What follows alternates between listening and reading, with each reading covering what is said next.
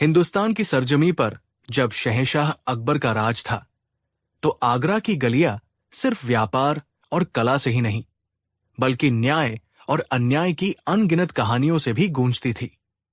बादशाह का दरबार न्याय का मंदिर था, लेकिन उस मंदिर की सीढ़ियों तक पहुंचना हर किसी के लिए आसान नहीं था। और जब अन्याय करने वाला शब्दों का जादूगर हो, तो इंसाफ की राह और भी मुश्किल हो जाती है। ये कहानी है एक ऐसे ही शब्दों के बाजीगर की, और उस बाजीगर को उसी के खेल में मात देने वाले बीरबल की। आगरा के सबसे अमीर व्यापारियों में से एक था धनराज। उसका नाम जितना धन से जुड़ा था, उतना ही उसका काम अधर्म से। वो पैसे उधार देता था, लेकिन उसका तरीका अनोखा था। वो किसी को डराता धमकाता नहीं था, बल्कि वो अपने शिकार को एक ऐसे शर्तनामे में फंसाता था जिससे निकलना नामुमकिन हो। उसके शर्तनामे कानूनी रूप से इतने पक्के होते थे कि बादशाह का कानून भी उसके सामने बेबस नजर आता था। लोग उसे शर्तों का सौदागर कहते थे। और इस कहानी का दूसरा पात्र है हरिदास, एक सीधा सादा मेहनती कुम्हार, अपनी कला में माहिर, लेकिन दुनियादारी में कच्चा। हरिदास अपनी बेटी की शादी धूमधाम से करना चाहता था और अपने छोटे से कारोबार को बढ़ाना चाहता था। उसे कुछ पैसों की सख्त जरूरत थी। कई दरवाजे खटखटाने के बाद थक-हार कर वो धनराज की हवेली पहुंच गया। धनराज अपनी भव्य गद्दी पर बैठा था। उसके चेहरे पर एक मक्कार मुस्कान थी और हरिदास उसके सामने हाथ जोड़े खड़ा था। धनराज ने मीठी आवाज में कहा, आओ हरिदास, सुना है तुम्हें मदद की जरूरत है। चिंता मत करो। धनराज किसी को खाली हाथ नहीं लौटाता। तुम्हें कितने पैसे चाहिए? हरिदास ने हिचकिचाते हुए कहा, सेठ जी, मुझे 500 सोने की मोहरें चाहिए। मैं वादा करता हूं, फसल अच्छी होते ही आपकी पाई पाई चुका दूंगा। अरे, इसमें वादे की क्या बात है? धनराज बोला, मुझे तुम जैसे ईमानदार लोगों पर पूरा भरोसा है। मैं तुम्हें 500 नहीं, 600 मोहरें दूंगा। बस एक छोटा सा शर्तनामा है जिस पर तुम्हें अंगूठा लगाना होगा। ये तो बस एक औपचारिकता है। हरिदास ने शर्तनामा देखा। उसमें जटिल भाषा में बहुत कुछ लिखा था। धनराज ने उसे मुख्य शर्तें पढ़कर सुनाई। देखो, शर्तें बहुत सीधी है। पहली शर्त, जब तक सूरज पूरब से उगता और पश्चिम में ढलता रहेगा, तब तक हर माह की पूर्णिमा को तुम्हें मूलधन का 10वां हिस्सा ब्याज के रूप में देना होगा। दूसरी शर्त, यदि किसी भी पूर्णिमा को ब्याज चुकाने में देरी हुई तो मूलधन दोगुना हो जाएगा। और आखिरी शर्त बस हमारी दोस्ती की निशानी है। धनराज ने जानबूझकर आखिरी शर्त को बहुत हल्के फुल्के अंदाज में पढ़ा। इसमें लिखा है, यह कर्ज तब तक समाप्त नहीं माना जाएगा जब तक कर्जदार स्वयं मेरे पास आकर आसमान के सारे तारे मेरे हाथों में न रखते। ये कहकर वो जोर से हंसा। हा हा हा, ये तो बस लिखने की बात है ताकि हमारा रिश्ता हमेशा बना रहे। हरिदास को आखिरी शर्त थोड़ी अजीब लगी, लेकिन धनराज की मीठी बातों और 600 मोहरों की चमक के आगे उसकी बुद्धि ने काम करना बंद कर दिया। उसने सोचा, ये तो कोई मजाक ही होगा। भला आसमान के तारे कोई कैसे तोड़कर ला सकता है? उसने बिना सोचे समझे शर्तनामे पर अपना अंगूठा लगा दिया। किस्मत ने हरिदास का साथ छोड़ दिया। 1 साल तक सब ठीक चला, लेकिन फिर बेमौसम बरसात ने उसकी पूरी मेहनत पर पानी फेर दिया। वो उस महीने की पूर्णिमा का ब्याज नहीं चुका पाया और यहीं से धनराज का असली खेल शुरू हुआ। हरिदास धनराज के पैरों में गिर पड़ा। सेठ जी, मुझ पर रहम करो। इस बार मुझे माफ कर दो। अगली बार मैं सब चुका दूंगा। धनराज की आवाज अब ठंडी और कठोर हो चुकी थी। हरिदास, मैं क्या कर सकता हूं? शर्तनामे में साफ लिखा है, तुम्हारा कर्ज अब 600 से बढ़कर 1200 मोहरे हो गया है, और जब तक तुम ये नहीं चुकाते, तुम्हारा घर, तुम्हारी जमीन, सब कुछ मेरा हुआ। धनराज ने कानूनी तौर पर हरिदास का सब कुछ छीन लिया। हरिदास और उसका परिवार सड़क पर आ गए। वो हर दरवाजे पर गया, लेकिन धनराज के शर्तनामे के आगे किसी की न चली। जब सारी उम्मीदें खत्म हो गई, तब किसी ने उसे सलाह दी, एक ही इंसान है जो तुम्हें इस जाल से निकाल सकता है। बादशाह के नवरत्न बीरबल। फटे कपड़ों और सूनी आंखों के साथ हरिदास ने बादशाह अकबर के सामने अपनी पूरी कहानी सुनाई। उसने शर्तनामा भी पेश किया। अकबर ने जब शर्तनामा पढ़ा तो उनका चेहरा गुस्से से लाल हो गया। वो गरजते हुए बोले, ये सरासर अन्याय है। धनराज को फौरन पेश किया जाए। हम उसे इस धोखेबाजी की सजा देंगे। बीरबल ने शांत भाव से कहा, एक पल रुकिए जहांपनाह।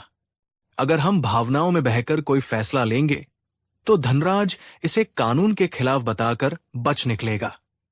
शर्तनामे पर हरिदास का अंगूठा है, जिसका अर्थ है कि उसने इन शर्तों को स्वीकार किया है। हमें उसे कानून से नहीं, बुद्धि से हराना होगा। तो तुम क्या कहते हो बीरबल? अकबर ने पूछा, क्या इस बेचारे को न्याय नहीं मिलेगा? न्याय अवश्य मिलेगा जहांपनाह, पर उसके लिए हमें धनराज का खेल उसी के नियमों से खेलना होगा। मुझे कुछ समय दीजिए। बीरबल ने मामले की तह तक जाने का फैसला किया।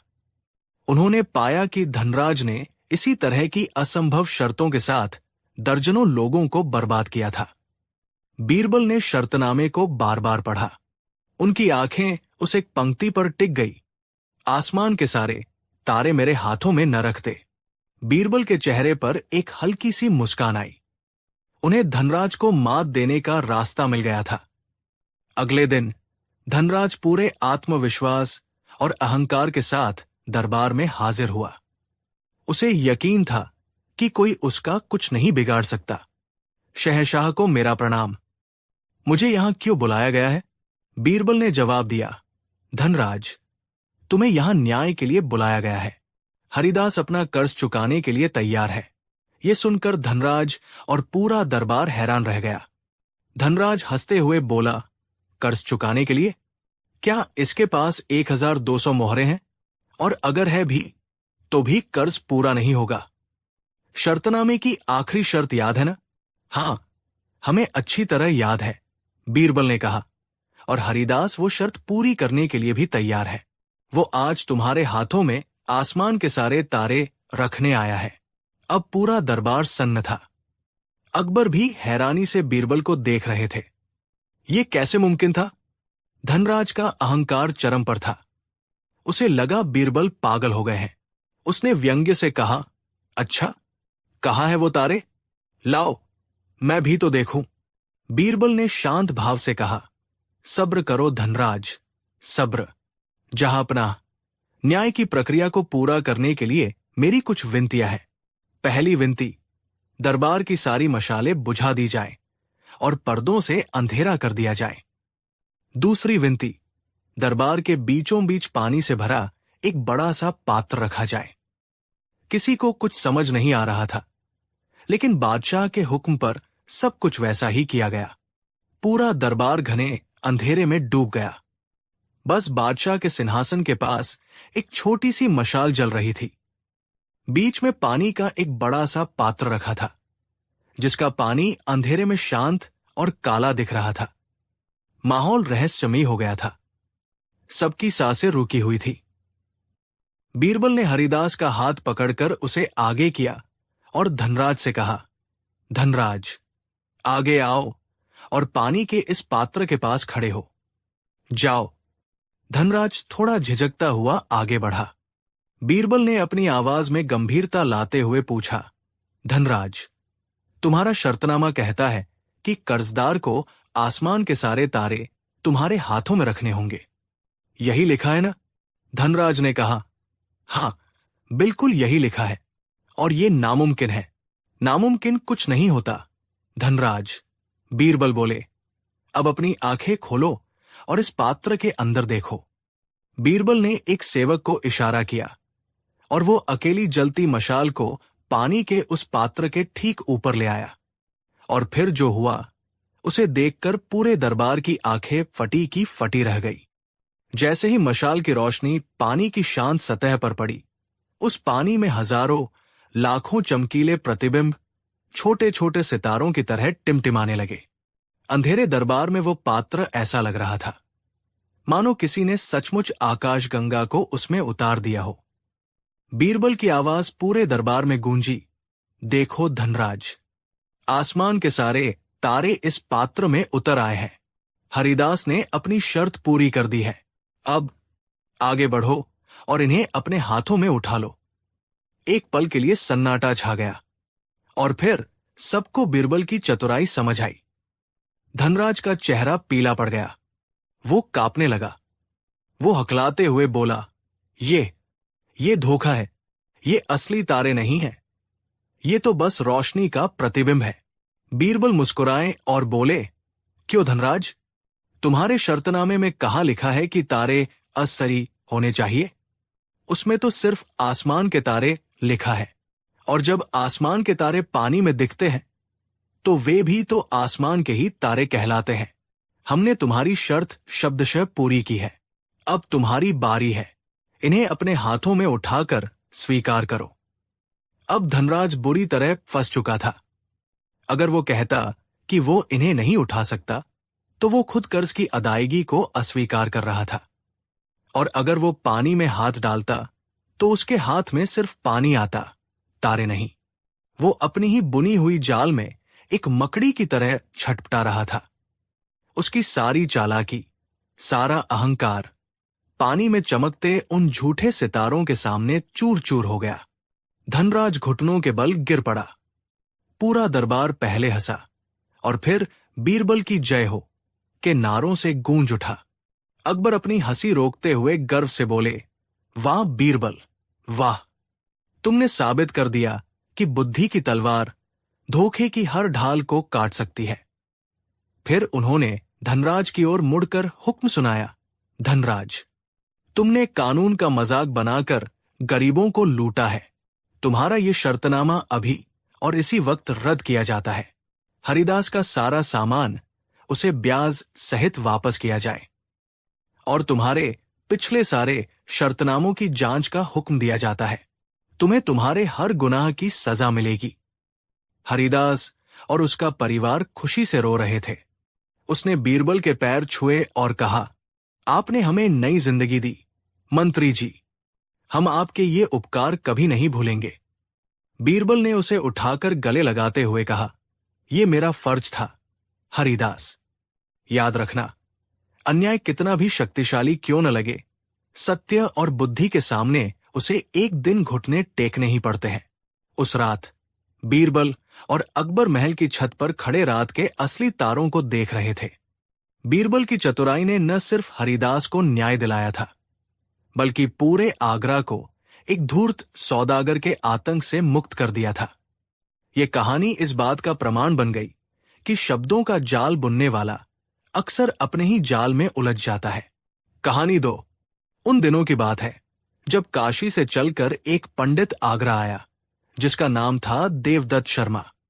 पंडित देवदत्त सिर्फ नाम का पंडित नहीं था, उसे वेदों, पुराणों और धर्म ग्रंथों का गहरा ज्ञान था। उसकी वाणी में सरस्वती का वास था, और जब वो बोलता तो सुनने वाले मंत्रमुग्ध हो जाते थे। लेकिन उसके ज्ञान पर लालच की एक मोटी परत चढ़ी हुई थी। वो अपनी विद्वता का उपयोग लोगों की मदद करने के ढोंग में उन्हें लूटने के लिए करता था। उसने छोटे मोटे नगरों में कई अमीर सेठों को अपनी बातों के जाल में फंसाकर अच्छी खासी संपत्ति बना ली थी। अब उसकी नजर हिंदुस्तान के सबसे अमीर आदमी यानी खुद बादशाह अकबर पर थी। पंडित देवदत्त ने कई सप्ताह लगाकर अकबर की दिनचर्या, उनकी रुचियों और उनकी कमजोरियों का अध्ययन किया। उसने जाना कि बादशाह अपने पूर्वजों, विशेषकर अपने पिता हुमायूं और दादा बाबर का बहुत सम्मान करते हैं, और अक्सर ये सोचते हैं कि वे परलोक में किस हाल में होंगे। बस देवदत्त को अपनी योजना की चाबी मिल गई। एक दिन वो एक पुरानी जीर्ण शीर्ण पोथी लेकर बादशाह अकबर के दरबार में उपस्थित हुआ। उसकी वेशभूषा एक महान तपस्वी जैसी थी और चेहरे पर ऐसा तेज था कि बादशाह भी प्रभावित हुए बिना न रह सके। शहशाह हिंद की जय हो। पंडित ने अपनी मधुर किंतु गंभीर आवाज में कहा, मैं काशी से चलकर आपके दर्शनों के लिए आया हूं।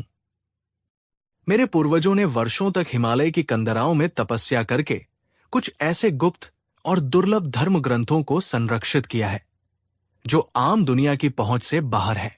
उन्हीं में से एक ये स्वर्गारोहण संहिता है।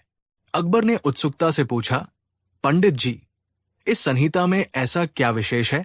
देवदत्त ने एक रहस्यमयी मुस्कान के साथ कहा, जहां पनाह, इसमें इस धरती से सीधे स्वर्ग तक पहुंचने का मार्ग बताया गया है। एक ऐसा गुप्त अनुष्ठान, एक ऐसी विधि जिससे न केवल आप जीवित रहते हुए अपने पूर्वजों से भेंट कर सकते हैं, बल्कि अपने लिए स्वर्ग में एक स्थायी स्थान भी सुनिश्चित कर सकते हैं।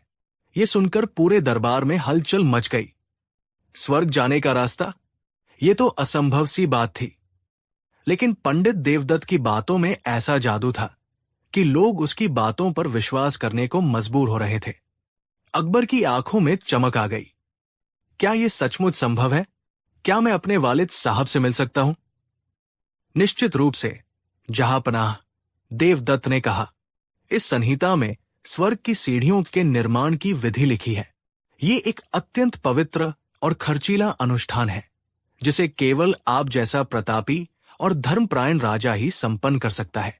इन सीढ़ियों के निर्माण के लिए विशेष लकड़ियां, दुर्लभ रत्न और हजारों सोने की मोहरों से पवित्र की गई सामग्री की आवश्यकता होगी। ये अनुष्ठान पूरी तरह गुप्त रखना होगा, अन्यथा इसकी पवित्रता भंग हो जाएगी। अकबर, जो अपने पूर्वजों से मिलने की कल्पना मात्र से ही भावुक हो गए थे, तुरंत इस अनुष्ठान के लिए तैयार हो गए। उन्होंने शाही खजाने का मुंह पंडित देवदत्त के लिए खोल दिया। ये सब देखकर दरबार में मौजूद बीरबल के माथे पर चिंता की लकीरें उभर आई। वो पंडित देवदत्त की चिकनी चुपड़ी बातों और उसकी आंखों में छिपे लालच को साफ देख पा रहे थे। उन्होंने महसूस कर लिया था कि ये कोई धार्मिक अनुष्ठान नहीं, बल्कि शाही खजाने को लूटने की एक बहुत बड़ी साजिश है। दरबार के बाद बीरबल ने अकेले में अकबर से बात करने की कोशिश की। जहांपनाह, मेरी गुस्ताखी माफ करें, लेकिन क्या आपको इस पंडित पर पूरा भरोसा है? स्वर्ग जाने का रास्ता कर्मों से बनता है, लकड़ी और सोने की सीढ़ियों से नहीं। अकबर, जो उस समय पूरी तरह पंडित के प्रभाव में थे, नाराज हो गए। बीरबल, तुम हर बात में तर्क क्यों खोजते हो? ये आस्था का विषय है, बुद्धि का नहीं। पंडित देवदत्त एक महान ज्ञानी है, तुम उनकी विद्वता पर शक मत करो। और हमने फैसला कर लिया है, इस मामले में हम तुम्हारी कोई सलाह नहीं सुनेंगे। बीरबल समझ गए कि सीधे तौर पर अकबर को समझाना नामुमकिन है। बादशाह अंधविश्वास के जाल में बुरी तरह फंस चुके थे।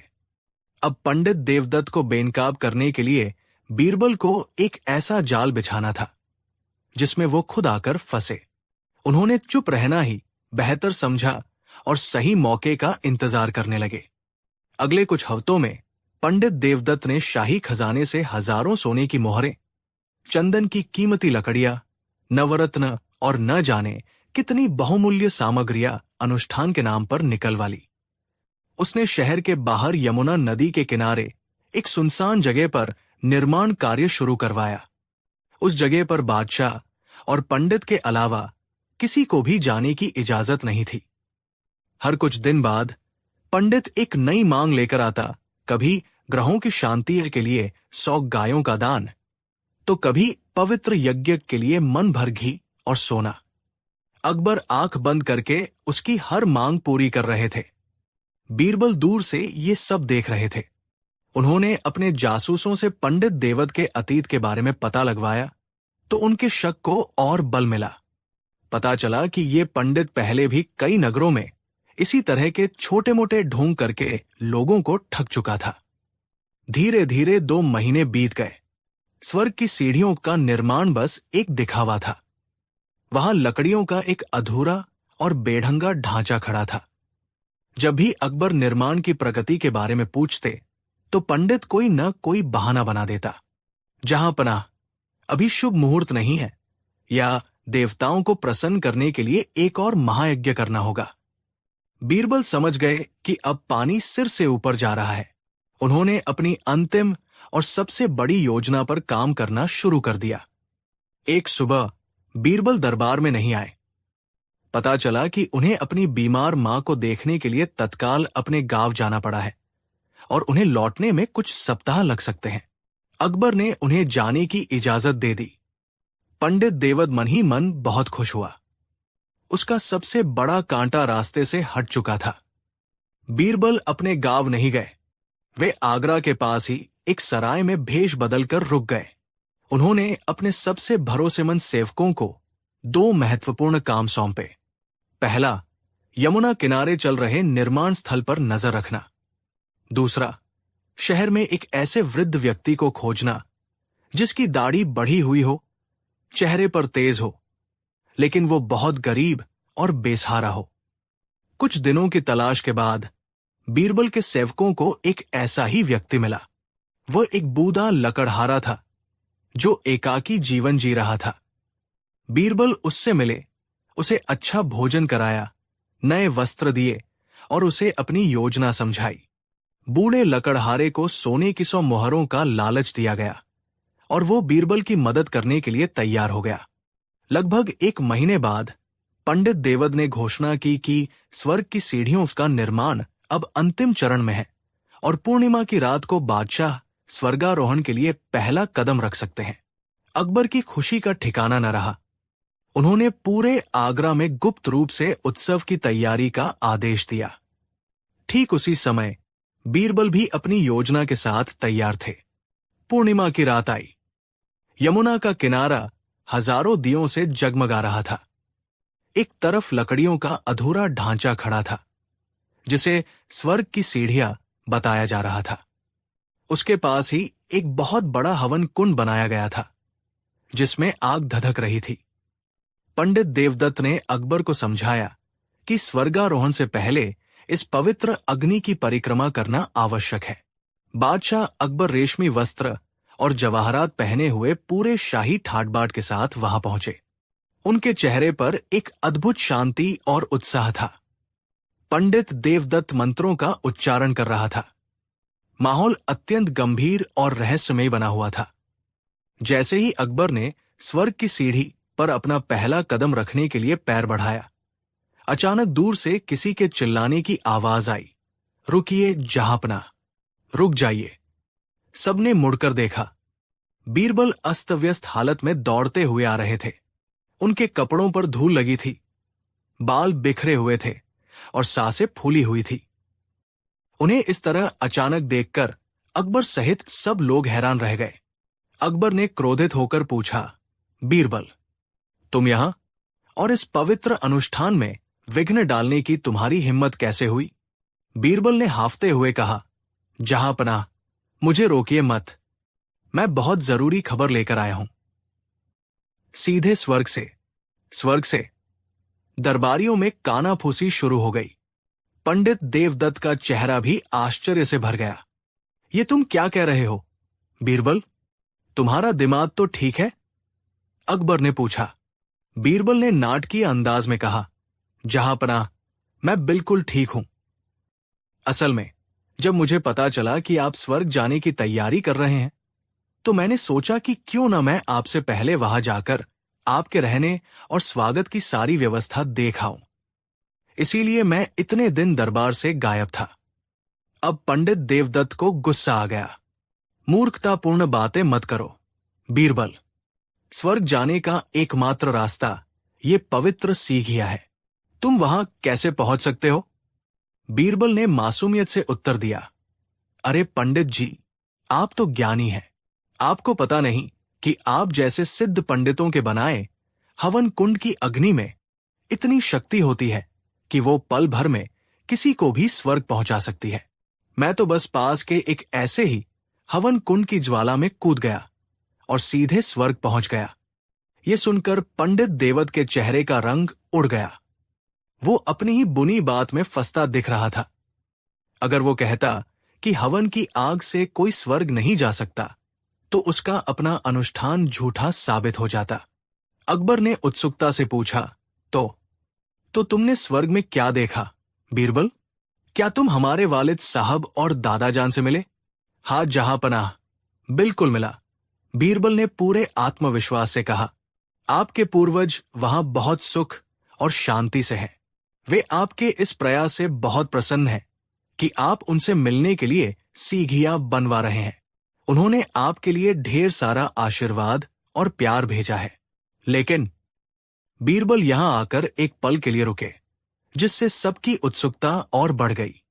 लेकिन उन्हें स्वर्ग में एक बहुत बड़ी समस्या का सामना करना पड़ रहा है। समस्या? स्वर्ग में कैसी समस्या? अकबर ने हैरानी से पूछा।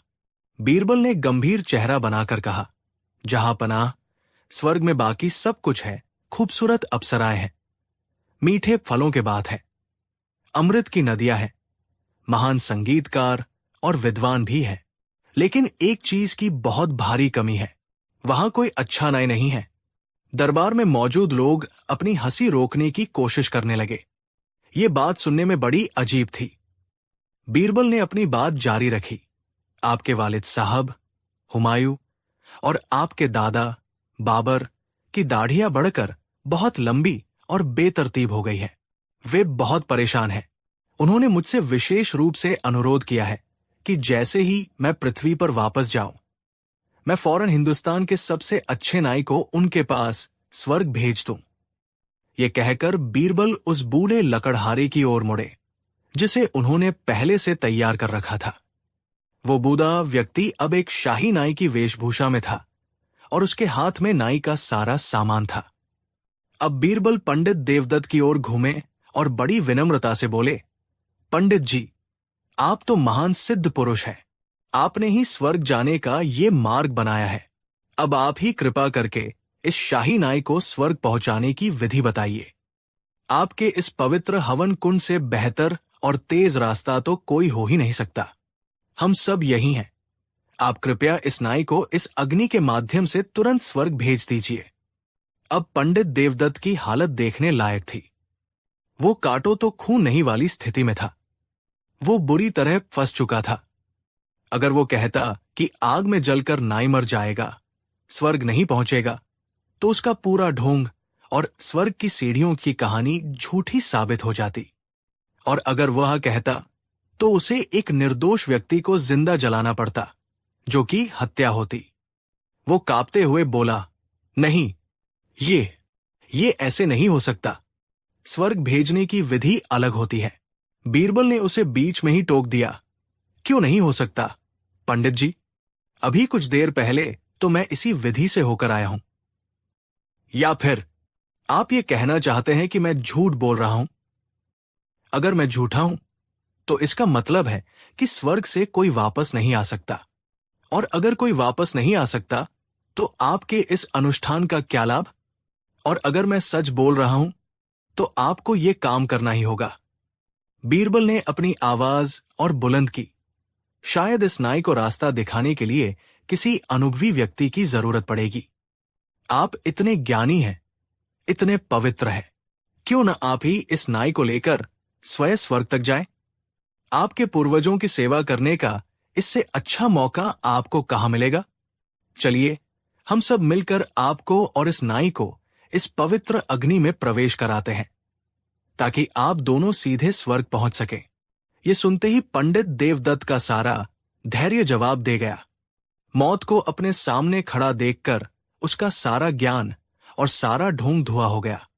वो जमीन पर गिर पड़ा और बादशाह अकबर के पैरों को पकड़कर फूट फूट कर रोने लगा। मुझे क्षमा कर दीजिए जहांपनाह, मुझे क्षमा कर दीजिए। वो गिड़गिड़ाया, ये सब झूठ है, धोखा है। स्वर्ग की कोई सीढ़ियां नहीं होती। मैं तो बस आपके धन के लालच में ये सब ढोंग कर रहा था। बीरबल सच कह रहे हैं। मैं एक पाखंडी और धोखेबाज हूं। उसका कबूलनामा सुनकर अकबर स्तब्ध रह गए। उन्हें अपनी आंखों और कानों पर विश्वास नहीं हो रहा था। जिस व्यक्ति को वे इतना बड़ा ज्ञानी और सिद्ध पुरुष समझ रहे थे, वो एक साधारण ठग निकला। उन्हें अपनी नासमझी पर बेहद गुस्सा और शर्मिंदगी महसूस हुई।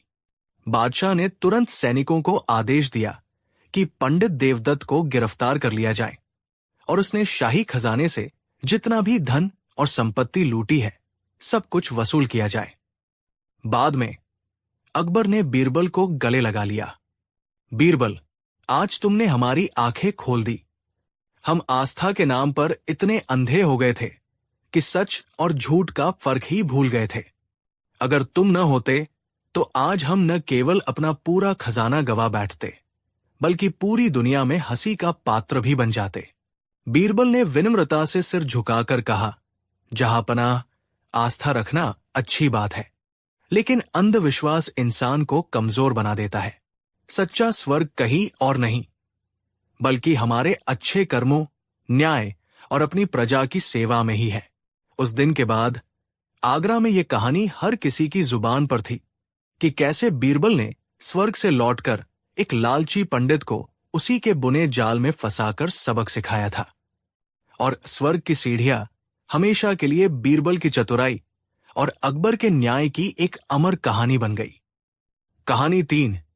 ये उस दौर की बात है जब हिंदुस्तान पर शहंशाह जलालुद्दीन मोहम्मद अकबर का शासन था और उनकी राजधानी आगरा न केवल अपनी भव्यता के लिए बल्कि अपने न्याय के लिए भी पूरे विश्व में प्रसिद्ध थी। बादशाह अकबर न्यायप्रिय थे और उनके दरबार में हर फरियादी को इंसाफ मिलने की पूरी उम्मीद होती थी। लेकिन कभी कभी कुछ गुत्थियां इतनी उलझ जाती थी कि बादशाह का विवेक भी चकरा जाता। ऐसे ही पलों में सबकी निगाहें एक ही शख्स पर जाकर टिक जाती थी। अकबर के 9 रत्नों में सबसे चमकदार रत्न, उनके परम मित्र और सलाहकार बीरबल। ये कहानी भी एक ऐसी ही उलझी हुई गुत्थी की है जिसे सुलझाने के लिए बीरबल ने एक ऐसा मनोवैज्ञानिक प्रयोग किया जो इतिहास के पन्नों में हमेशा के लिए दर्ज हो गया। आगरा के मुख्य बाजार में सेठ हरिकिशन दास की एक बड़ी हवेली थी। हरिकिशन दास न केवल शहर के सबसे धनी व्यापारियों में से एक थे, बल्कि अपनी ईमानदारी और धर्मपरायणता के लिए भी जाने जाते थे। उन्होंने अपना पूरा जीवन मेहनत और सच्चाई के रास्ते पर चलकर बिताया था और अपार धन संपत्ति अर्जित की थी। उनकी सबसे बड़ी इच्छा थी कि वे अपनी कमाई के एक बड़े हिस्से से अपने गांव में एक भव्य शिव मंदिर का निर्माण करवाएं। इसी नेक काम के लिए उन्होंने वर्षों से सोने की मोहरें इकट्ठी की थी। ये मोहरें उन्होंने एक बड़े पीतल के घड़े में भरकर अपनी तिजोरी के सबसे भीतरी और सुरक्षित कक्ष में रखा था। उस घड़े में ठीक 1000 सोने की मोहरें थी, उनकी जीवन भर की साधना का फल। उस तिजोरी वाले कक्ष की सुरक्षा का जिम्मा सेठ जी ने बहुत भरोसेमंद लोगों को दे रखा था। उस कक्ष की एकमात्र चाबी खुद सेठ जी के पास रहती थी। उनके अलावा उस कक्ष के आसपास केवल 4 लोग ही जा सकते थे। 1, राम भरोसे उनका सबसे पुराना और वफादार मुनीम, जो पिछले 40 सालों से उनके साथ था और उनके हर लेन देन का हिसाब रखता था। 2, शंकर उनका मुख्य सेवक, जो पीढ़ियों से उनके परिवार की सेवा कर रहा था और सेठ जी की हर छोटी बड़ी जरूरत का ख्याल रखता था। 3, दीनानाथ उनका रसोइया, जो न सिर्फ स्वादिष्ट भोजन बनाता था बल्कि सेठ जी उसे अपने बेटे की तरह मानते थे। 4, बलवंत सिंह हवेली का मुख्य द्वारपाल और अंगरक्षक, जिसकी बहादुरी और ईमानदारी की कस्में खाई जाती थी। इन 4 के अलावा हवेली में कोई बाहरी व्यक्ति उस हिस्से तक पहुंच ही नहीं सकता था। सेठ जी को इन 4 पर अपनी जान से भी ज्यादा भरोसा था। एक सुबह जब सेठ हरिकिशन दास मंदिर के निर्माण के लिए कारीगरों को पहली किश्त देने के लिए अपनी तिजोरी के पास गए तो उनके पैरों तले जमीन खिसक गई। तिजोरी का ताला तो सही सलामत था, लेकिन जब उन्होंने उसे खोला तो अंदर रखा सोने का घड़ा गायब था। ये देखकर उनकी आंखों के आगे अंधेरा छा गया। ये सिर्फ सोने की मोहरों की चोरी नहीं थी, ये उनके विश्वास, उनके सपने और उनकी जीवन भर की भक्ति की चोरी थी। उन्होंने तुरंत हवेली के सारे दरवाजे बंद करवा दिए और उन 4 को बुलाया जिन पर उन्हें शक हो सकता था। मुनीम राम भरोसे, सेवक शंकर, रसोइया दीनानाथ और द्वारपाल बलवंत सिंह। उन्होंने 4 से सख्ती से पूछताछ की, रोए, गिड़गिड़ाए, लालच भी दिया, लेकिन 4 ने कसम खाकर कहा कि उन्होंने घड़ा नहीं चुराया है। वे सभी अपनी बेगुनाही का दावा कर रहे थे और सेठ जी के नुकसान पर घड़ियाली आंसू बहा रहे थे। मामला बड़ा पेचीदा था। तिजोरी का ताला नहीं टूटा था, जिसका मतलब था कि चोर के पास या तो नकली चाबी थी या उसे किसी तरह असली चाबी हाथ लग गई थी। और यह निश्चित था कि चोर उन चारों में से ही कोई एक था, क्योंकि किसी बाहरी व्यक्ति का वहां तक पहुंचना नामुमकिन था।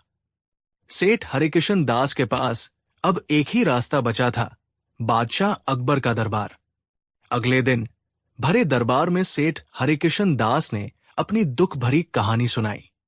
उनकी आंखों में आंसू और आवाज में पीड़ा थी।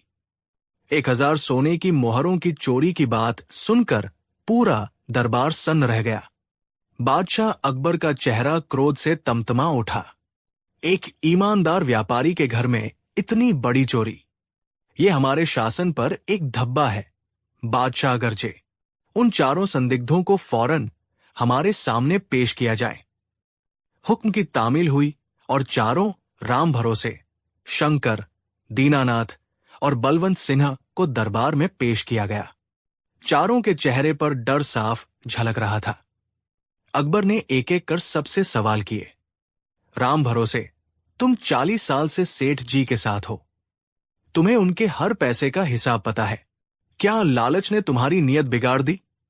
राम भरोसे रोते हुए बोला, अन्नदाता, मैंने सेठ जी का नमक खाया है। मैं ऐसा करने की सोच भी नहीं सकता। मैं बेगुनाह हूं। शंकर, तुम उनके सबसे करीबी सेवक हो, क्या तुमने भरोसे का गला घोंटा है?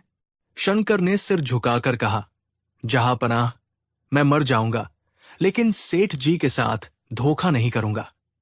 इसी तरह दीनानाथ और बलवंत सिंह ने भी अपनी बेगुनाही की कस्में खाई। समस्या यह थी कि किसी के भी खिलाफ कोई सबूत नहीं था। सभी के पास अपनी अपनी कहानियां थी और सभी एक दूसरे पर शक की उंगली उठा रहे थे, लेकिन कोई भी दावे के साथ कुछ नहीं कह पा रहा था। अकबर ने उन्हें डराया, धमकाया, इनाम का लालच दिया, लेकिन कोई नतीजा नहीं निकला। चोर बहुत शातिर था और उसने कोई सुराग नहीं छोड़ा था। थकहार कर बादशाह अकबर ने अपने सबसे बुद्धिमान सलाहकार की ओर देखा। बीरबल, अब ये गुत्थी तुम्हारे ही हवाले है। हमें न्याय चाहिए और सेठ जी का सोना वापस चाहिए। इन चारों में से ही कोई एक झूठा है, धोखेबाज है और चोर है। सच को बाहर निकालो। बीरबल ने अपनी जगह से उठकर बादशाह को सलाम किया। उन्होंने चारों संदिग्धों को गौर से देखा। उनकी आंखें किसी जौहरी की तरह हर चेहरे के भाव, हर हरकत और हर नजर को तौल रही थी। कुछ देर खामोशी के बाद बीरबल बोले, जहांपनाह, सच और झूठ के बीच का पर्दा बहुत महीन होता है। इसे तलवार से नहीं, सुई से हटाना पड़ता है। चोर ये जानता है कि उसके खिलाफ कोई सबूत नहीं है, इसलिए वो डरा हुआ नहीं है। हमें उसके दिल में डर पैदा करना होगा। मुझे इन चारों को अपनी निगरानी में रखने की इजाजत दी जाए और मुझे 24 घंटे का समय दिया जाए। अकबर ने इजाजत दे दी। बीरबल उन चारों को अपने साथ ले गए और उन्हें एक बड़े कमरे में ठहराया। उन्होंने उन चारों से कहा, तुम सब यही रहोगे। कल सुबह दरबार में यह फैसला हो जाएगा कि चोर कौन है। रात भर बीरबल सोचते रहे। उन्हें पता था कि सामान्य पूछताछ से कोई फायदा नहीं होगा। चोर को पकड़ने के लिए एक जाल बिछाना होगा, एक ऐसा जाल जो दिखाई न दे, लेकिन जिसमें चोर खुद आकर फंस जाए। अगली सुबह दरबार फिर से लगा। सेठ हरिकिशन दास और चारों संदिग्ध मौजूद थे। सबकी नजरें बीरबल पर टिकी थी। बीरबल शांत भाव से बादशाह के सामने आए। उनके हाथ में एक कपड़े से ढकी हुई कोई चीज थी। जहांपनाह, बीरबल ने बोलना शुरू किया, चोर को पकड़ने के लिए मैंने एक दैवीय सहायता ली है। मेरे हाथ में जो ये लकड़ियां हैं, ये कोई साधारण लकड़ियां नहीं है। ये कहकर बीरबल ने कपड़ा हटाया। उसके नीचे एक जैसी लंबाई की 4 लकड़ी की छड़ियां थी। वे बिल्कुल सीधी, चिकनी और एक समान थी। ऐसा लग रहा था जैसे उन्हें एक ही पेड़ की डाली से काटा गया हो। दरबार में कानाफूसी शुरू हो गई। लकड़ियों से चोर कैसे पकड़ा जाएगा? बीरबल ने अपनी आवाज में रहस्य घोलते हुए कहा, ये न्याय की छड़ियां है। मैं इन्हें हिमालय की एक गुप्त गुफा से लाया हूं, जहां एक साधु ने इन्हें अपनी शक्तियों से सिद्ध किया है। इन छड़ियों में एक जादुई शक्ति है, ये सच और झूठ को पहचान सकती है। अब दरबार में पूरी तरह सन्नाटा था। चारों संदिग्धों के चेहरे पर हवाइयां उड़ने लगी। बीरबल ने आगे समझाया, मैं तुम चारों को इनमें से एक एक छड़ी दूंगा। तुम इसे आज रात अपने पास रखोगे।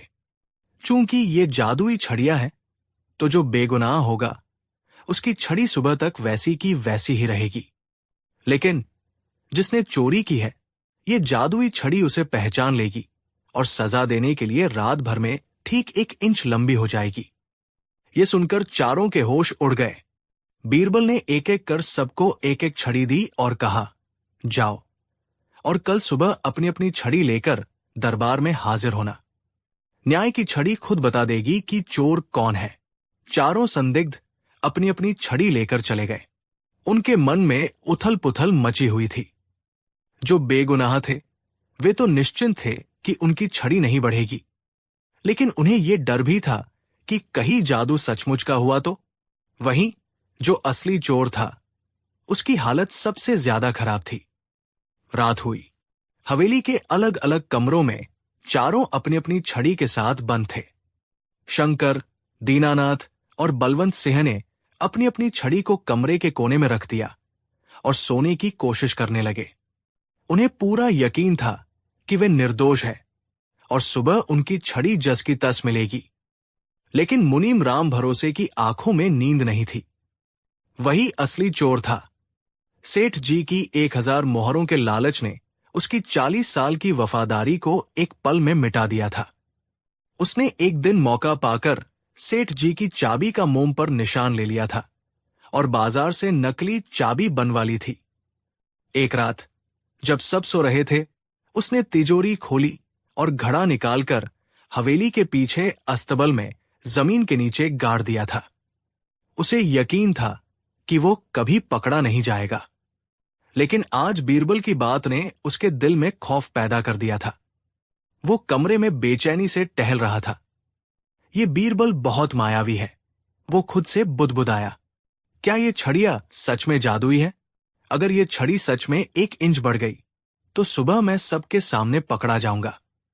बादशाह मुझे जिंदा जमीन में गड़वा देंगे। मेरी इज्जत, मेरा परिवार, सब कुछ मिट्टी में मिल जाएगा। नहीं नहीं, मुझे कुछ करना होगा। उसका दिमाग तेजी से काम करने लगा। वो एक मुनीम था, हिसाब किताब में माहिर। उसने सोचा, अगर ये छड़ी रात में 1 इंच बढ़ने वाली है तो क्यों ना मैं बीरबल से भी ज्यादा होशियार बनूं।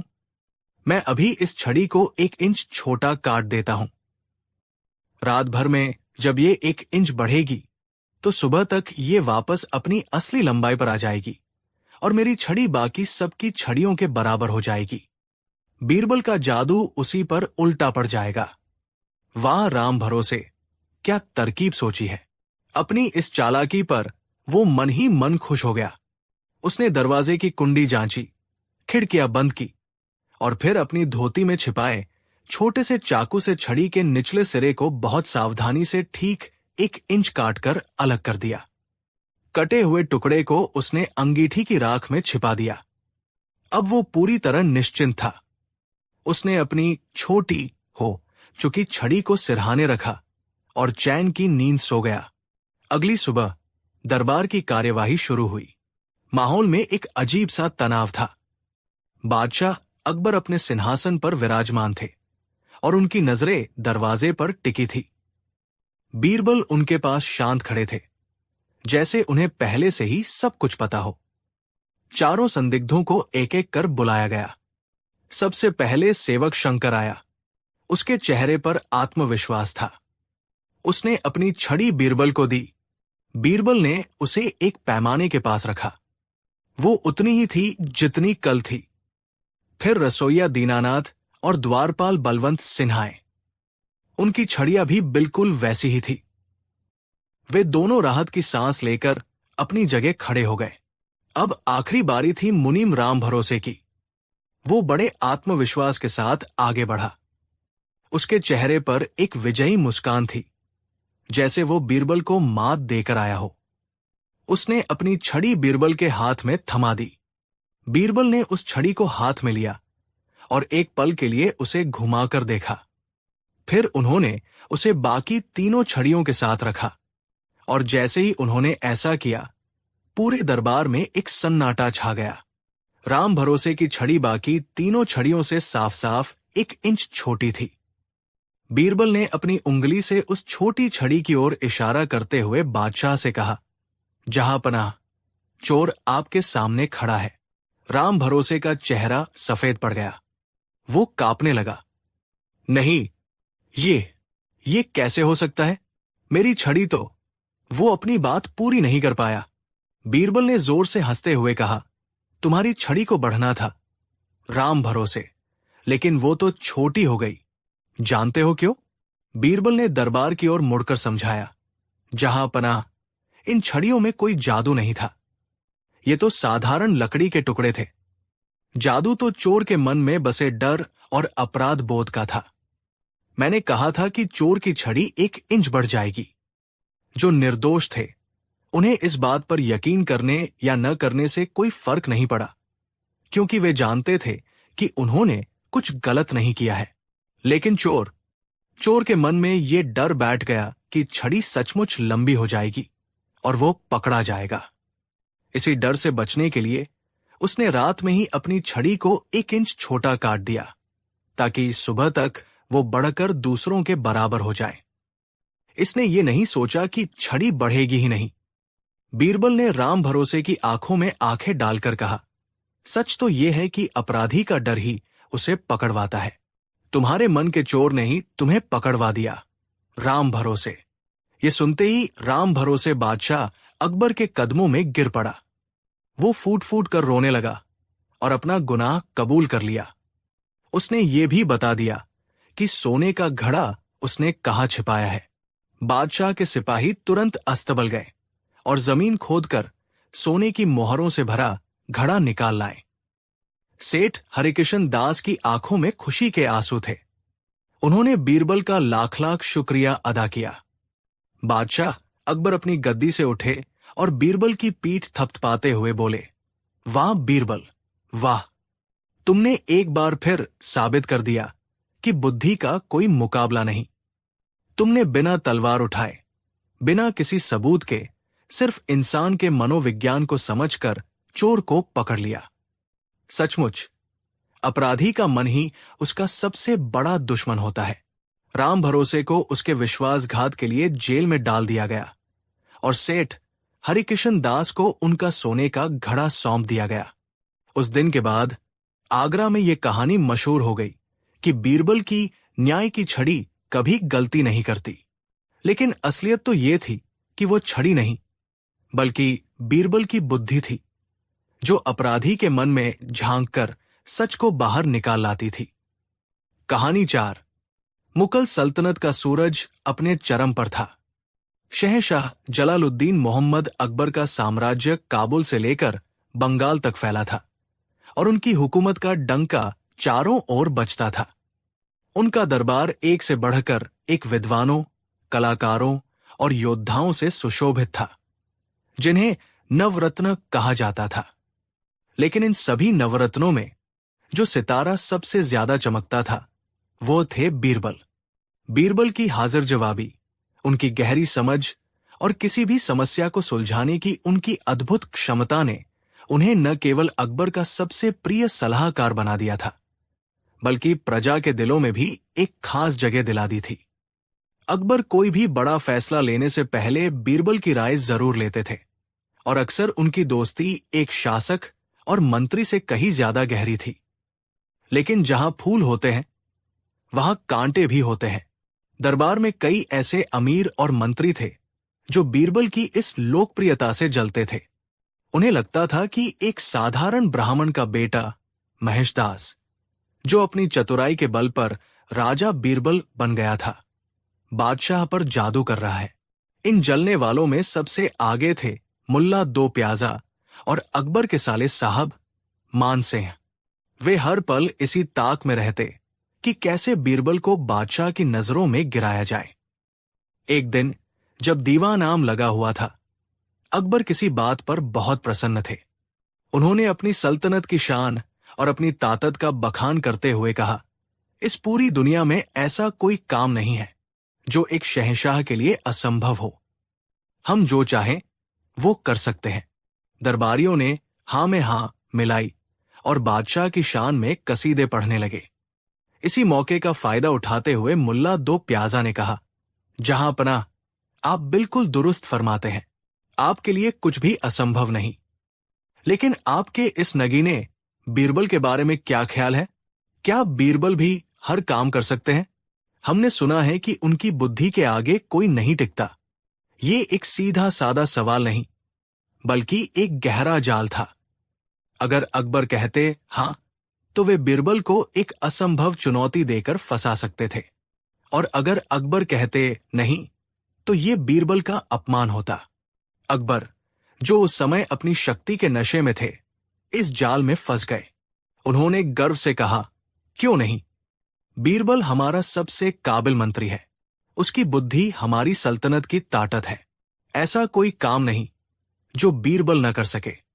बस षड्यंत्रकारियों को अपना मौका मिल गया। मान सिंह ने आगे बढ़कर कहा, तो फिर क्यों न आज राजा बीरबल की परीक्षा ली जाए? इनसे कोई ऐसा काम करने को कहा जाए जो आज तक किसी ने न किया हो। इससे दूध का दूध और पानी का पानी हो जाएगा। अकबर को यह विचार पसंद आया। उन्हें लगा कि यह दरबार का मनोरंजन भी करेगा और बीरबल की बुद्धि की था भी लेगा। उन्होंने बीरबल की ओर देखा, जो हमेशा की तरह शांत भाव से खड़े थे। बीरबल, अकबर ने अपनी भारी आवाज में कहा, आज हम तुम्हारी परीक्षा लेना चाहते हैं। हम तुम्हें 3 काम सौंपेंगे। ये काम ऐसे होंगे जिन्हें इंसान तो क्या, शायद फरिश्ते भी ना कर सके। अगर तुमने ये तीनों काम कर दिए तो हम मान जाएंगे कि तुम्हारी बुद्धि का कोई सानी नहीं, और अगर तुम नाकाम रहे तो तुम्हें अपना मंत्री पद छोड़ना होगा। पूरे दरबार में सन्नाटा छा गया। ये एक सीधी चुनौती थी, बीरबल के सम्मान और पद पर एक खुला हमला। मुल्ला दो प्याजा और उनके साथियों के चेहरों पर दुष्ट मुस्कान तैर रही थी। उन्हें पूरा यकीन था कि इस बार बीरबल का खेल खत्म हो जाएगा। बीरबल ने अदब से सिर झुकाया। जहां पनाह, आपका हुक्म सर आंखों पर। मैं आपकी हर परीक्षा के लिए तैयार हूं। बताइए, मेरा पहला काम क्या है? अकबर ने अपनी मूंछों पर ताव देते हुए कहा, बीरबल, हमारा पहला हुक्म है कि तुम हमें 1 महीने के अंदर ज्ञान से लबालब भरा हुआ एक घड़ा लाकर दो। याद रहे, घड़े में ज्ञान के सिवा और कुछ नहीं होना चाहिए। ये सुनकर दरबारी हंसने लगे। ज्ञान कोई वस्तु तो थी नहीं जिसे घड़े में भरा जा सके। ये एक बेतुका और असंभव काम था। बीरबल को फंसाने का इससे अच्छा तरीका और क्या हो सकता था? लेकिन बीरबल के चेहरे पर चिंता की एक लकीर तक नहीं आई। उन्होंने मुस्कुराकर कहा, जरूर, जहां पनाह, मुझे 1 महीने की मोहलत दी जाए। दरबार से निकलने के बाद बीरबल सीधे अपने घर नहीं गए, बल्कि शहर के बाहर एक किसान के खेत में पहुंचे। उन्होंने वहां कुम्हड़े, कद्दू की बेलें देखी, जिन पर छोटे छोटे फल लगे हुए थे। बीरबल ने एक बहुत ही छोटे से कुम्हड़े को चुना, जो अभी फूल से फल बन ही रहा था। उन्होंने बड़ी सावधानी से उस फल को बिना बेल से तोड़े एक संकरे मुंह वाले मिट्टी के घड़े के अंदर डाल दिया। फिर उन्होंने किसान को बुलाया और उसे कुछ सोने की मोहरें देते हुए कहा, देखो भाई, तुम्हें बस इस घड़े और इस बेल का खास ख्याल रखना है। इसे रोज पानी देना और यह सुनिश्चित करना कि ये बेल सूखे नहीं और फल घड़े के अंदर ही बड़ा होता रहे। 1 महीने बाद मैं इसे लेने आऊंगा। किसान हैरान था, लेकिन सोने की मोहरें देखकर वो खुशी खुशी मान गया। पूरा महीना बीरबल आराम से रहे। वो दरबार में आते, अपनी जिम्मेदारियां निभाते जैसे कुछ हुआ ही न हो। दरबारी उन्हें देखकर कानाफूसी करते, लगता है इसने हार मान ली है, अब बस अपनी बेइज्जती का इंतजार कर रहा है। 1 महीना पूरा हुआ। फैसले का दिन आ गया। दीवान आम खचाखच भरा था। सबकी निगाहें बीरबल पर थी। अकबर ने पूछा, बीरबल, हमारा घड़ा कहाँ है? बीरबल ने अपने सेवकों को इशारा किया। 2 सेवक बड़ी सावधानी से वो घड़ा उठाकर लाए। घड़े का मुंह एक कपड़े से ढका हुआ था। बीरबल ने घड़ा बादशाह के सामने रख दिया। ये लीजिए, जहांपनाह, ज्ञान से भरा घड़ा। मुल्ला 2 प्याजा ने व्यंग्य से कहा, खोल कर तो दिखाइए, इसमें कैसा ज्ञान भरा है? बीरबल ने कहा, जरूर, लेकिन जहांपनाह, इसमें विशुद्ध ज्ञान का फल है, जो अपनी मां बेल से जुड़कर ही बड़ा हुआ है। इस ज्ञान को पाने की एक शर्त है। आपको ये ज्ञान का फल घड़े से बाहर निकालना है, लेकिन घड़ा टूटना नहीं चाहिए। अकबर ने उत्सुकता से घड़े के अंदर झांका। उन्होंने देखा कि घड़े के अंदर एक विशाल कुम्हाड़ा फंसा हुआ है। वो इतना बड़ा हो चुका था कि घड़े के संकरे मुंह से उसे बाहर निकालना नामुमकिन था। अगर कुम्हाड़े को बाहर निकालना है तो घड़े को तोड़ना ही पड़ेगा। अकबर को सारी बात समझ में आ गई। बीरबल ने एक असंभव शर्त के जवाब में एक और असंभव शर्त रख दी थी। बीरबल ने विनम्रता से समझाया, जहांपनाह, ज्ञान भी इसी कुम्हाड़े की तरह है। इसे धैर्य और सही वातावरण में धीरे धीरे विकसित किया जाता है। इसे जबरदस्ती या तोड़फोड़ करके हासिल नहीं किया जा सकता। ये घड़ा इस बात का सबूत है कि सच्चा ज्ञान सीमाओं में नहीं बंधता और उसे पाने के लिए समझदारी की जरूरत होती है, ताकत की नहीं। अकबर बीरबल की इस चतुराई और गहरे संदेश से निशब्द हो गए। पूरा दरबार बीरबल की वाह वाह करने लगा। मुल्ला 2 प्याजा का मुंह देखने लायक था। अकबर अपनी पहली हार से तिलमिला गए थे। उन्होंने फैसला किया कि दूसरी चुनौती ऐसी होगी जिसमें बीरबल की कोई चतुराई काम नहीं आएगी। उन्होंने अपने सबसे प्रिय शिकारी कुत्ते शेरू को बुलाया, जिसकी पूंछ हमेशा गोल घूमी रहती थी। बीरबल, अकबर ने कहा, तुम्हारी दूसरी परीक्षा यह है कि तुम्हें इस कुत्ते की पूंछ को पूरी तरह से सीधा करना है। इसके लिए हम तुम्हें 1 हफ्ते का समय देते हैं। यह काम पहले वाले से भी ज्यादा मुश्किल था। किसी जानवर की प्राकृतिक बनावट को कैसे बदला जा सकता था? दरबारियों को लगा कि इस बार बीरबल की हार निश्चित है। बीरबल ने कुत्ते को लिया और अपने साथ ले गए। पहले 2-3 दिन बीरबल ने कुत्ते की पूंछ पर तेल से मालिश की और उसे लकड़ी की खपच्चियों से बांधकर सीधा रखने की कोशिश की। लेकिन जैसे ही वो खपच्चियां खोलते, पूंछ वापस घूमकर गोल हो जाती। ये देखकर बीरबल मुस्कुराए। वो समझ गए थे कि प्रकृति से लड़ना व्यर्थ है। 1 हफ्ते बाद बीरबल दरबार में हाजिर हुए। उनके हाथ में एक लंबी, पतली और खोखली नली पाइप थी। कुत्ता उनके साथ था। अकबर ने पूछा, बीरबल, क्या तुम शेरू की पूंछ सीधी कर पाए? बीरबल ने कहा, जी जहांपनाह, बिल्कुल कर दी है। आप खुद देख सकते हैं। यह कहकर बीरबल ने बड़ी सावधानी से कुत्ते की पूंछ को उस खोखली नली के अंदर डाल दिया। नली के अंदर पूंछ एकदम सीधी थी। ये देखिए, अन्नदाता, बीरबल ने कहा, पूंछ पूरी तरह से सीधी है। अकबर ने गुस्से में कहा, यह क्या मजाक है बीरबल? पूंछ नली के अंदर सीधी है, इसे बाहर निकालो। बीरबल ने मासूमियत से कहा, लेकिन जहांपनाह, जैसे ही मैं इसे बाहर निकालूंगा, ये फिर से टेढ़ी हो जाएगी। आपने पूंछ को सीधा करने के लिए कहा था, ये नहीं कहा था कि वो हमेशा सीधी रहनी चाहिए। बीरबल ने अपनी बात को आगे बढ़ाते हुए एक गहरा सबक दिया। जहांपनाह, इस कुत्ते की पूंछ की तरह ही कुछ लोगों का स्वभाव होता है। आप उन्हें कितनी भी देर दबाव में, डर में या किसी बाहरी आवरण में सीधा रखने की कोशिश कर लें, लेकिन जैसे ही मौका मिलता है, वे वापस अपने मूल स्वभाव पर आ जाते हैं। दुष्ट व्यक्ति को उपदेश देकर या मूर्ख को ज्ञान देकर बदलने की कोशिश करना कुत्ते की पूंछ को सीधा करने जैसा ही व्यर्थ प्रयास है। अकबर एक बार फिर बीरबल के ज्ञान के सामने निरुत्तर हो गए। उन्होंने न केवल एक असंभव काम को चतुराई से हल किया था, बल्कि उसके साथ जीवन का एक बड़ा दर्शन भी जोड़ दिया था। अकबर को अपनी गलती का एहसास हो रहा था। लेकिन उनका अहंकार अभी भी बाकी था। अब अकबर क्रोध और हताशा के मिले जुले भाव में थे। उन्होंने फैसला किया कि अब वो बीरबल को एक ऐसी चुनौती देंगे जिससे निकलना इंसान के बस में ही नहीं होगा। उन्होंने अपनी गद्दी पर तनकर बैठते हुए कहा, बीरबल, तुमने 2 परीक्षाएं अपनी चतुराई से पार कर ली, लेकिन अब तुम्हारी अंतिम और असली परीक्षा है। तुम्हारा तीसरा काम है स्वयं ईश्वर को हमारे सामने लाकर खड़ा करना, ताकि हम उन्हें अपनी आंखों से देख सकें।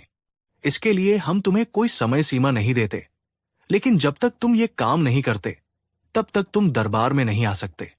ये सुनकर पूरे दरबार में जैसे बिजली दौड़ गई। ये तो हद थी। ईश्वर को लाना, ये तो ईशनिंदा के बराबर था। मुल्ला दो प्याजा और मान सिंह मन ही मन उछल पड़े।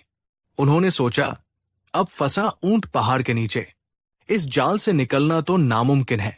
बीरबल भी एक पल के लिए गंभीर हो गए, लेकिन फिर उनके चेहरे पर वही चिरपरिचित मुस्कान लौट आई। उन्होंने कहा, जहां पनाह, आपका हुक्म सर आंखों पर। मैं ईश्वर को लाने का प्रयास जरूर करूंगा, लेकिन मेरी भी 2 शर्तें हैं। कैसी शर्तें? अकबर ने पूछा। बीरबल ने कहा, पहली शर्त यह है कि जब मैं ईश्वर को लेकर आऊंगा तो आपको और पूरे दरबार को शहर के बाहर चलना होगा, उस जगह पर जो मैं चुनूंगा। और दूसरी शर्त यह है कि आपको अपने साथ सल्तनत का पूरा खजाना लेकर चलना होगा। ये बड़ी अजीब शर्तें थी, लेकिन अकबर मान गए। उन्हें लगा कि बीरबल बस समय बर्बाद कर रहा है। बीरबल कई दिनों तक गायब रहे। वो गांवों में घूमते रहे, लोगों से मिलते रहे। आखिरकार एक दिन उन्होंने बादशाह को संदेश भेजा कि वो ईश्वर को लाने के लिए तैयार हैं और उन्हें अमुक दिन अमुक समय पर यमुना नदी के किनारे पूरे दरबार और खजाने के साथ पहुंचने का कष्ट करें। निश्चित दिन पर बादशाह अकबर, उनके सभी मंत्री, दरबारी और सैनिक शहर के बाहर यमुना के किनारे इकट्ठा हुए। साथ में ऊंटों और हाथियों पर लदा हुआ सल्तनत का बेशुमार खजाना भी था। सबकी नजरें बीरबल को ढूंढ रही थी, जो कहीं नजर नहीं आ रहे थे।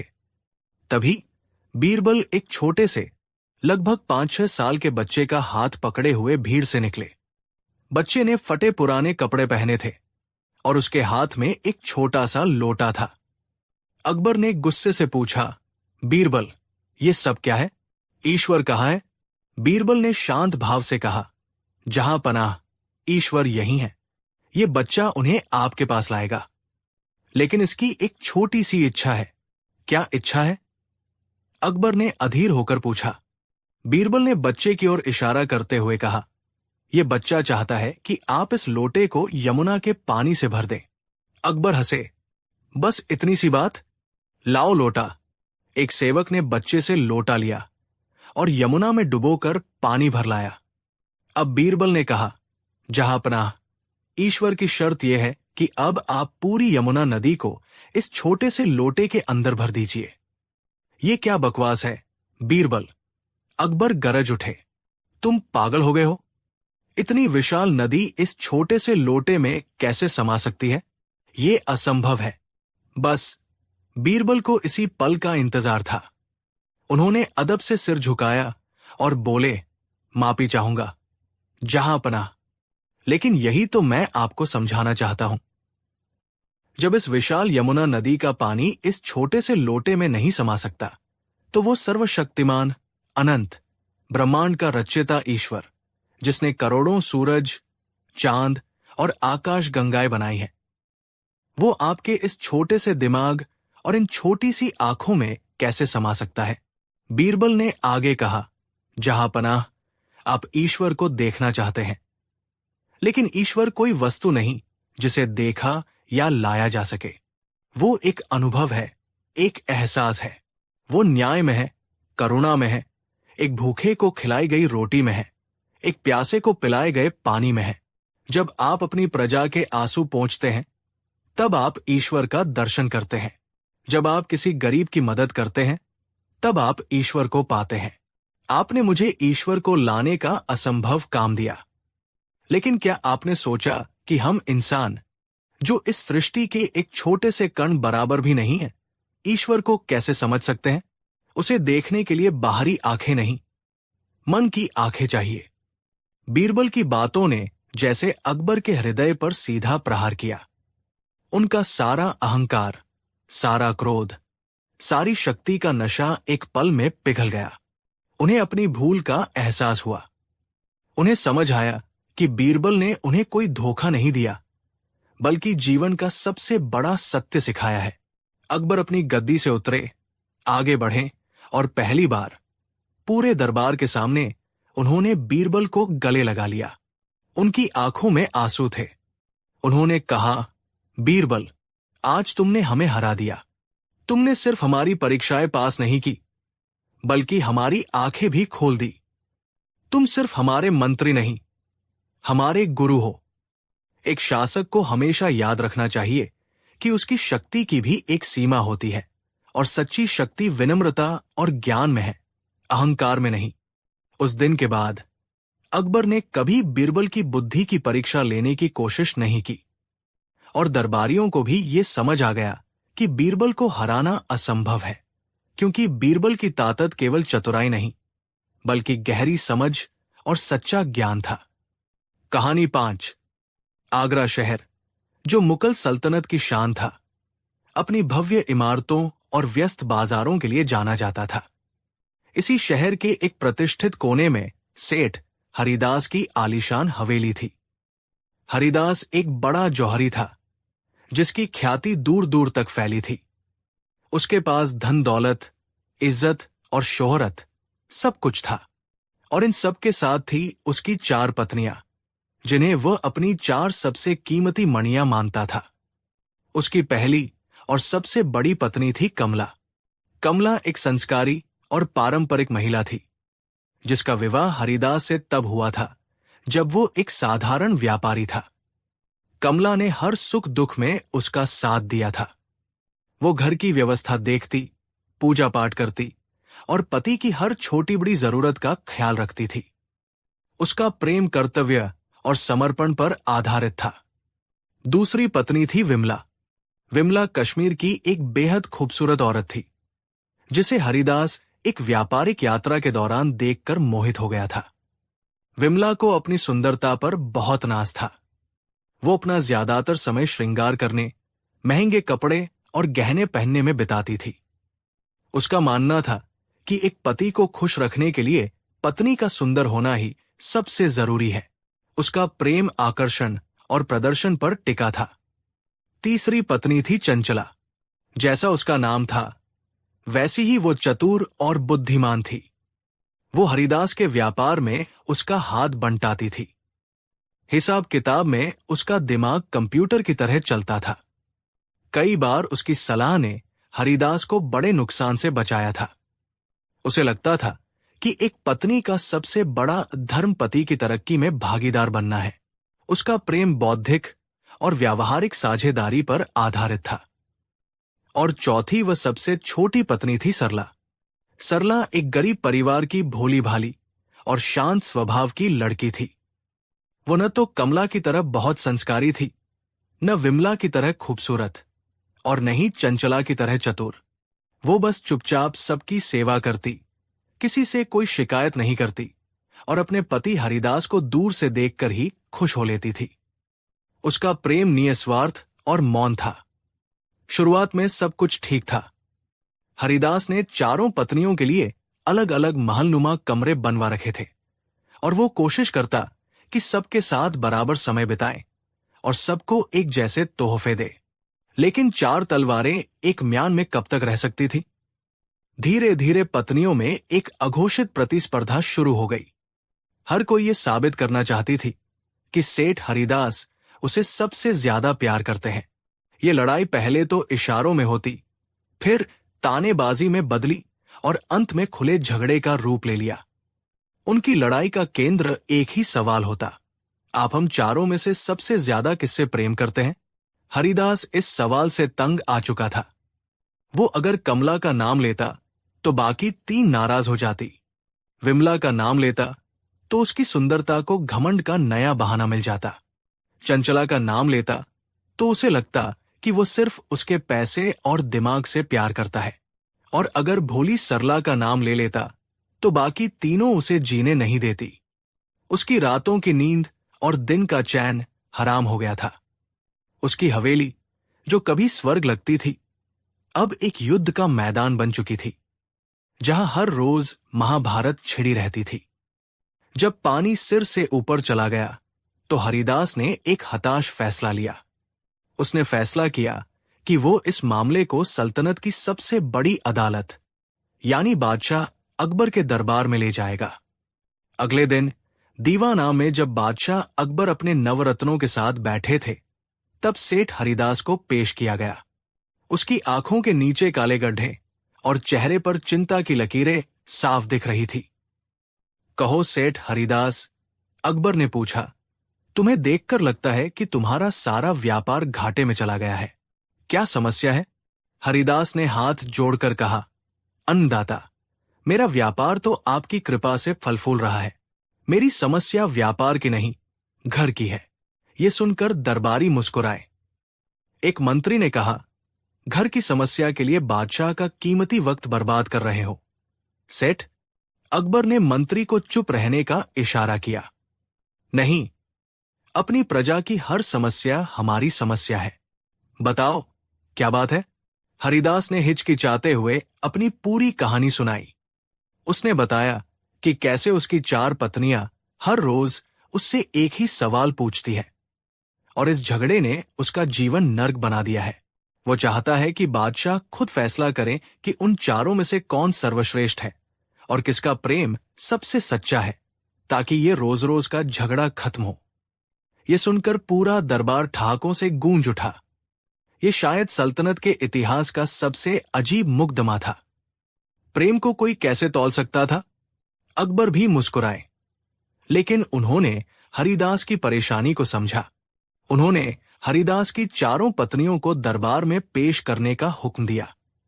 4 पत्नियां सज-धज कर दरबार में हाजिर हुई।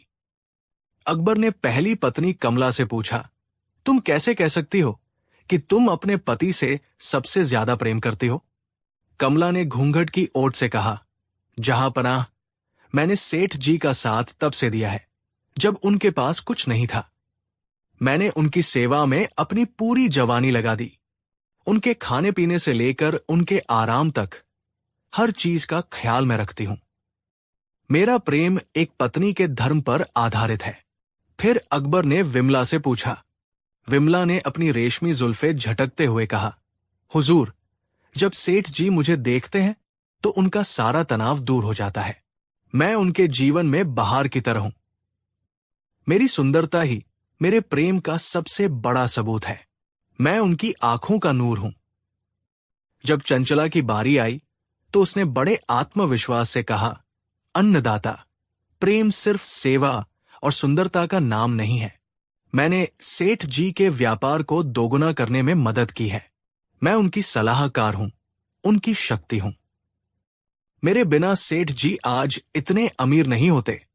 मेरा प्रेम उनकी सफलता की नींव है। अंत में अकबर ने सहमी हुई सरला से पूछा, और तुम क्यों मानती हो कि तुम्हारा प्रेम सबसे गहरा है? सरला की आंखें भर आई। वो कांपती हुई आवाज में बस इतना कह सकी, मैं कुछ नहीं जानती, जहां पनाह। मैं बस इतना जानती हूं कि जब वो खुश होते हैं तो मुझे खुशी होती है, और जब वो दुखी होते हैं तो मेरी सांसें रुक जाती है। मेरे पास साबित करने के लिए कुछ नहीं है। दरबार में खामोशी छा गई। चारों के अपने अपने तर्क थे और कोई भी गलत नहीं लग रहा था। अकबर भी एक गहरी सोच में पड़ गए। ये फैसला करना तलवार की धार पर चलने जैसा था। उन्होंने अपनी नजरें घुमाई और वो उस चेहरे पर जाकर रुकी जिसके पास हर उलझन का हल होता था, बीरबल। बीरबल, बादशाह ने कहा, यह मामला बहुत पेचीदा है। हमें तुम्हारी बुद्धि की जरूरत है। क्या तुम प्रेम की इस पहेली को सुलझा सकते हो? सारे दरबारियों की नजरें अब बीरबल पर थी। बीरबल अपनी जगह से उठे, मुस्कुराए और बोले, जहां पनाह, प्रेम को शब्दों से नहीं, कर्मों से परखा जाता है। मुझे 1 सप्ताह का समय और इन चारों देवियों पर एक छोटा सा प्रयोग करने की अनुमति दी जाए। अकबर ने बीरबल को इजाजत दे दी। बीरबल ने शाही खजाने से 4 एक जैसी कीमती पोशाकें पहनी हुई गुड़िया मंगवाई। ये गुड़िया दिखने में हूबहू सेठ हरिदास जैसी बनाई गई थी, बस आकार में छोटी थी। बीरबल ने चारों पत्नियों को एक एक गुड़िया देते हुए कहा, देवियों, ये गुड़िया आपके पति सेठ हरिदास का प्रतीक है। अगले 1 सप्ताह तक आपको इस गुड़िया की देखभाल ठीक वैसे ही करनी है जैसे आप सेठ जी की करती है। 1 हफ्ते बाद आप सभी अपनी अपनी गुड़िया लेकर दरबार में हाजिर होंगी। आपकी गुड़िया की हालत ही बताएगी कि आपका प्रेम कितना सच्चा और गहरा है। ये एक बड़ी अजीब परीक्षा थी। चारों पत्नियां अपनी अपनी गुड़िया लेकर हवेली लौट गई। किसी को समझ नहीं आया कि एक बेजान गुड़िया से प्रेम का फैसला कैसे हो सकता है। दरबारी भी आपस में कानाफूसी करने लगे कि इस बार बीरबल कोई बचकानी हरकत कर रहे हैं। लेकिन बीरबल के चेहरे पर एक रहस्यमयी मुस्कान थी। वो जानते थे कि इंसान का असली स्वभाव तब सामने आता है जब उसे लगता है कि कोई उसे नहीं देख रहा है। सेठ हरिदास की हवेली में अब एक नई तरह की होड़ शुरू हो गई थी। कमला बड़ी पत्नी कमला ने अपनी गुड़िया को पूजा घर में एक ऊंची चौकी पर स्थापित कर दिया। वो रोज सुबह शाम गुड़िया की आरती उतारती, उसके सामने भोग रखती और उसे दूर से ही प्रणाम करती। उसने गुड़िया को हाथ तक नहीं लगाया ताकि वो मैली न हो जाए। उसके लिए गुड़िया एक देवता की मूर्ति की तरह थी जिसकी पूजा करना उसका कर्तव्य था। उसने सोचा, मैं दिखाऊंगी कि मैं अपने पति का कितना सम्मान करती हूं। विमला दूसरी पत्नी विमला ने अपनी गुड़िया को अपने श्रृंगार कक्ष में एक मखमल की गद्दी पर बिठाया। उसने गुड़िया के लिए रोज नए नए कपड़े सिले, उसे सोने चांदी के गहनों से लाद दिया और उस पर कीमती इत्र छिड़का। वो आने जाने वालों को अपनी गुड़िया दिखाती और कहती, देखो मेरे सेठ जी कितने सुंदर लग रहे हैं। उसके लिए गुड़िया एक सजावट की वस्तु थी जिसके जरिए वो अपनी कला और अपने पति की शान का प्रदर्शन कर रही थी। चंचला तीसरी पत्नी चंचला को ये सब बकवास लगा। उसने गुड़िया को एक संदूक में बंद करके रख दिया। उसने सोचा, ये क्या बचपना है, एक गुड़िया की देखभाल करने से क्या होगा। मेरे पास व्यापार के इतने काम हैं, मैं अपना कीमती समय इस बेजान चीज पर बर्बाद नहीं कर सकती। उसके लिए गुड़िया एक व्यर्थ की वस्तु थी जिसकी कोई व्यावहारिक उपयोगिता नहीं थी। सरला चौथी और सबसे छोटी पत्नी सरला का व्यवहार सबसे अलग था। उसने गुड़िया को किसी चौकी या गद्दी पर नहीं बिठाया, वो उसे हर पल अपने साथ रखती। जब वो खाना बनाती तो गुड़िया को अपनी ओढ़नी में बांध लेती। जब वो सोती तो उसे अपने सिरहाने सुलाती ताकि उसे अकेलापन महसूस न हो। वो गुड़िया से बातें करती, उसे कहानियां सुनाती जैसे वो सचमुच का हरिदास हो। एक दिन गुड़िया को अपने सीने से लगाए हुए सरला के मन में एक ख्याल आया, अगर ये सच में मेरे स्वामी होते तो क्या इन्हें दर्द होता। ये जानने के लिए उसने एक सुई उठाई और बहुत धीरे से गुड़िया की उंगली में चुभाई। जब गुड़िया को कोई दर्द नहीं हुआ और खून नहीं निकला तो उसकी आंखों में आंसू आ गए। वो गुड़िया से लिपट कर रोने लगी, हे भगवान, शुक्र है कि तुम्हें दर्द नहीं हुआ, पर मुझे कितना दुख है कि तुम असली नहीं हो। उसने गुड़िया के माथे को चूमा और उसे फिर से अपने आंचल में छिपा लिया। 1 हफ्ता बीत गया। फैसले का दिन आ पहुंचा। दीवानाम एक बार फिर खचाखच भरा हुआ था। सेठ हरिदास और उसकी चारों पत्नियां बादशाह के सामने खड़ी थी। बीरबल ने सबको अपनी अपनी गुड़िया पेश करने को कहा। सबसे पहले कमला आगे आई। उसने अपनी गुड़िया पेश की जो एकदम नई और साफ सुथरी थी। दरबारियों ने प्रशंसा में सिर हिलाया। कमला ने गर्व से कहा, मैंने अपने पति के सम्मान में कोई कमी नहीं रखी। फिर विमला आई। उसकी गुड़िया गहनों और कीमती वस्त्रों से लदी हुई थी और चमक रही थी। दरबार देखकर दंग रह गया। विमला ने कहा, मैंने अपने पति को दुनिया की सबसे खूबसूरत चीज बना दिया है। इसके बाद चंचला की बारी थी। वो खाली हाथ थी। अकबर ने पूछा, तुम्हारी गुड़िया कहाँ है? चंचला ने बेपरवाही से कहा, जहां पनाह, मैंने उसे संदूक में रख दिया था, क्योंकि मेरे पास इन फालतू कामों के लिए वक्त नहीं है। दरबार में उस पर फप्तियां कसी जाने लगी। अंत में सरला डरते डरते आगे बढ़ी। उसकी गुड़िया न तो नई दिख रही थी, न ही सजीद जी थी।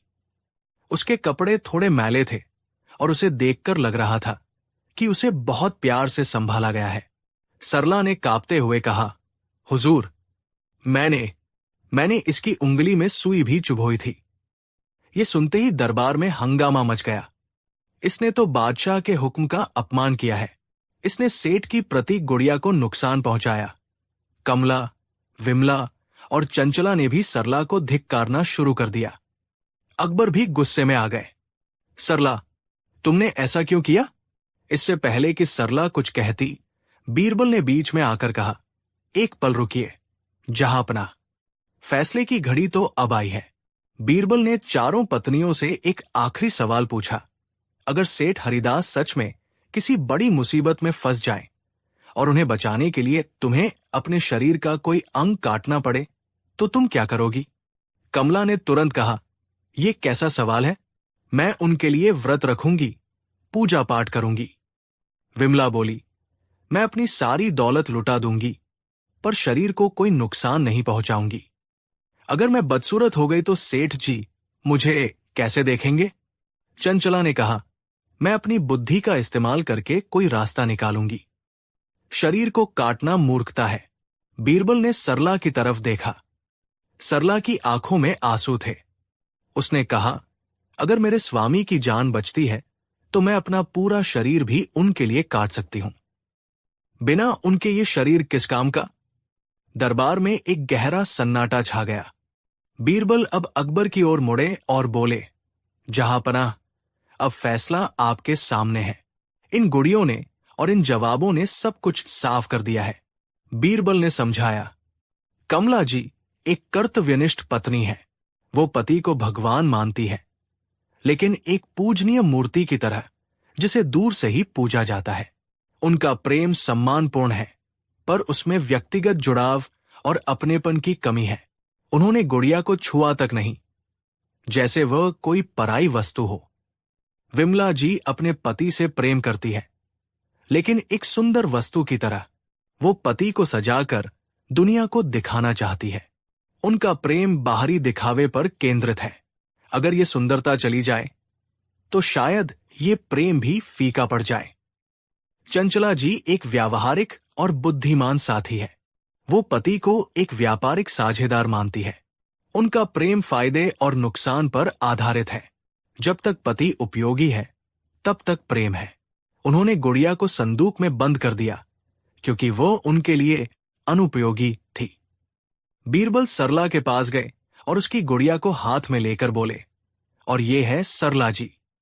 इन्होंने गुड़िया को न तो देवता बनाया, न सजावट का सामान, न ही उसे बेकार समझा। इन्होंने उसे अपना पति माना, अपने जिगर का टुकड़ा। वो हर पल उसके साथ रही, उसकी देखभाल की। और सबसे बड़ी बात, जब उन्हें लगा कि उसे दर्द हो सकता है, तो ये जानने के लिए उन्होंने पहले खुद उसे परखने का जोखिम उठाया। ये वही करेगा जिसे सच में दूसरे के दर्द का एहसास होता है। उनका प्रेम निस्वार्थ है, जिसमें न कोई शर्त है, न कोई दिखावा। ये आत्मा का आत्मा से जुड़ाव है। सेठ हरिदास की आंखों से आंसुओं की धारा बह निकली। आज उसे समझ आया था कि सरला का मौन प्रेम बाकी तीनों के मुखर प्रेम से कहीं ज्यादा गहरा और सच्चा था। अकबर अपनी गद्दी से उठे और बीरबल की पीठ थपथपाई। वाह बीरबल, तुमने आज सिर्फ एक पारिवारिक झगड़ा नहीं सुलझाया, बल्कि प्रेम का असली अर्थ समझा दिया है। प्रेम कर्तव्य, सुंदरता या उपयोगिता का मोहताज नहीं होता। सच्चा प्रेम तो निस्वार्थ देखभाल, सहानुभूति और समर्पण का नाम है। अकबर ने फैसला सुनाया, सेठ हरिदास, तुम्हारी चारों पत्नियां अपनी अपनी जगह सही है, लेकिन सच्ची प्रेमिका और अर्धांगिनी सरला ही है। आज से तुम्हारी ये जिम्मेदारी है कि तुम सरला को वो सम्मान दो जिसकी वो हकदार है, और बाकी तीनों को भी सिखाऊं कि प्रेम का असली मतलब क्या होता है। सेठ हरिदास ने बादशाह और बीरबल का शुक्रिया अदा किया। उस दिन के बाद उसकी हवेली में झगड़े बंद हो गए। उसने सरला को सबसे ज्यादा सम्मान दिया और धीरे धीरे कमला, विमला और चंचला ने भी सरला के निस्वार्थ प्रेम से सीखा और एक बेहतर इंसान बनी। और इस तरह बीरबल ने अपनी बुद्धि से न केवल एक घर को टूटने से बचाया, बल्कि दुनिया को प्रेम की सच्ची परिभाषा भी सिखा दी। कहानी 6। मुगलिया सल्तनत के सुनहरे दौर में जब शहंशाह अकबर का इकबाल बुलंदियों पर था, तब आगरा का शाही किला न केवल सत्ता और शक्ति का केंद्र था, बल्कि कभी कभी हंसी, मजाक और अनोखी घटनाओं का मंच भी बन जाता था। और इन घटनाओं के केंद्र में अक्सर दो ही लोग होते थे, खुद बादशाह सलामत और उनके हाजिर जवाब नवरत्न बीरबल।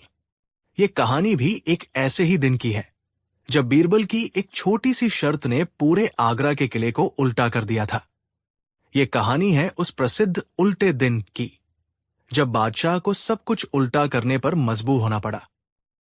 ये उस समय की बात है जब मौसम खुशगवार था और दरबार का माहौल भी शांत था। बादशाह अकबर उस दिन बहुत अच्छे मिजाज में थे। उन्होंने अपने नवरत्नों के साथ हंसी ठिठोली करते हुए एक सवाल किया, इस दुनिया में सबसे मुश्किल काम क्या है? किसी ने कहा, जहांपनाह, दुश्मनों पर विजय पाना सबसे मुश्किल है। किसी ने कहा, अपनी प्रजा को हमेशा खुश रखना। तो किसी ने कहा, ईश्वर को पा लेना। जब बीरबल की बारी आई तो उन्होंने मुस्कुराते हुए कहा, जहांपनाह, मेरी नजर में दुनिया का सबसे मुश्किल काम है कही हुई बात से मुकरना या अपनी जुबान से फिर जाना। अकबर ये सुनकर हंसे। वाह बीरबल, ये कैसा जवाब हुआ? एक बादशाह के लिए तो ये सबसे आसान काम है। हम जो चाहें कह सकते हैं और जब चाहें अपनी बात से मुकर सकते हैं। हमारी जुबान ही कानून है। बीरबल ने सिर झुकाकर कहा, गुस्ताखी माफ जहांपनाह, लेकिन आप भी अपनी कही हुई बात से पलट नहीं सकते। क्या कहा? अकबर को यह चुनौती जैसी लगी। तुम हमारी शक्ति को ललकार रहे हो। हम जो चाहें कर सकते हैं। तो चलिए एक शर्त हो जाए, बीरबल ने कहा, जिनकी आंखों में एक शरारती चमक थी। आप बस एक दिन, सिर्फ एक दिन मेरी एक छोटी सी बात मान लीजिए। अगर आप उस दिन अपनी बात से न मुकरे तो मैं हार मान लूंगा और दरबार में सबके सामने कहूंगा कि बादशाह अपनी जुबान के पक्के हैं। और अगर आप अपनी बात से मुकर गए तो, अकबर ने अहंकार से कहा, तो हम तुम्हें मुंह मांगा इनाम देंगे।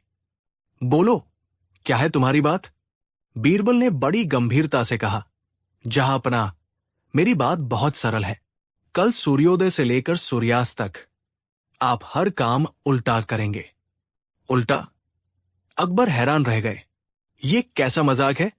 ये मजाक नहीं, शर्त है जहांपनाह, बीरबल ने समझाया। आपको हर क्रिया उल्टी करनी होगी।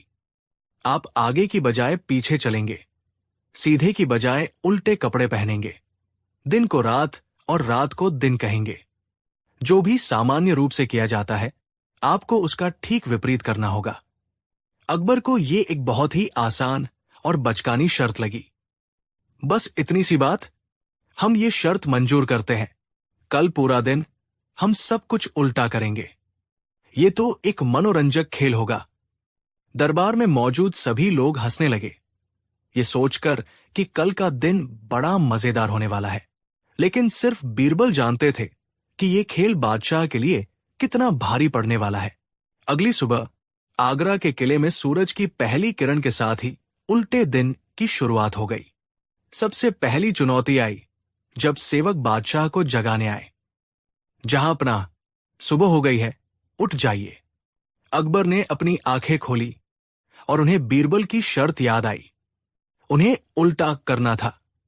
उन्होंने आंखें फिर से जोर से बंद कर ली और खर्राटे लेने का नाटक करने लगे। नहीं, अभी तो घनी रात है, सोने दो। सेवक हैरान थे। बाहर सूरज चमक रहा था और बादशाह उसे रात बता रहे थे। बड़ी मुश्किल से उन्हें याद दिलाया गया कि उन्हें उल्टा ही बोलना है। अकबर बिस्तर से उठे, लेकिन सीधे नहीं, बल्कि बिस्तर के पायताने की तरफ से उतरे और पीछे की ओर चलना शुरू कर दिया। वे पीछे चलते चलते हमाम, स्नानघर तक पहुंचे। सेवकों ने उनके लिए गर्म पानी तैयार रखा था। अकबर ने आदेश दिया, नहीं, हम आज बर्फीले ठंडे पानी से नहाएंगे। सेवकों ने कांपते हाथों से ठंडा पानी डाला। अकबर ठिठुरते हुए नहाए। अब कपड़े पहनने की बारी आई। शाही दर्जी उनके लिए सोने के तारों से जड़ा शानदार जामा लेकर आया। अकबर ने उसे देखा और कहा, ये नहीं, आज हम अपने सबसे पुराने और फटे हुए कपड़े पहनेंगे।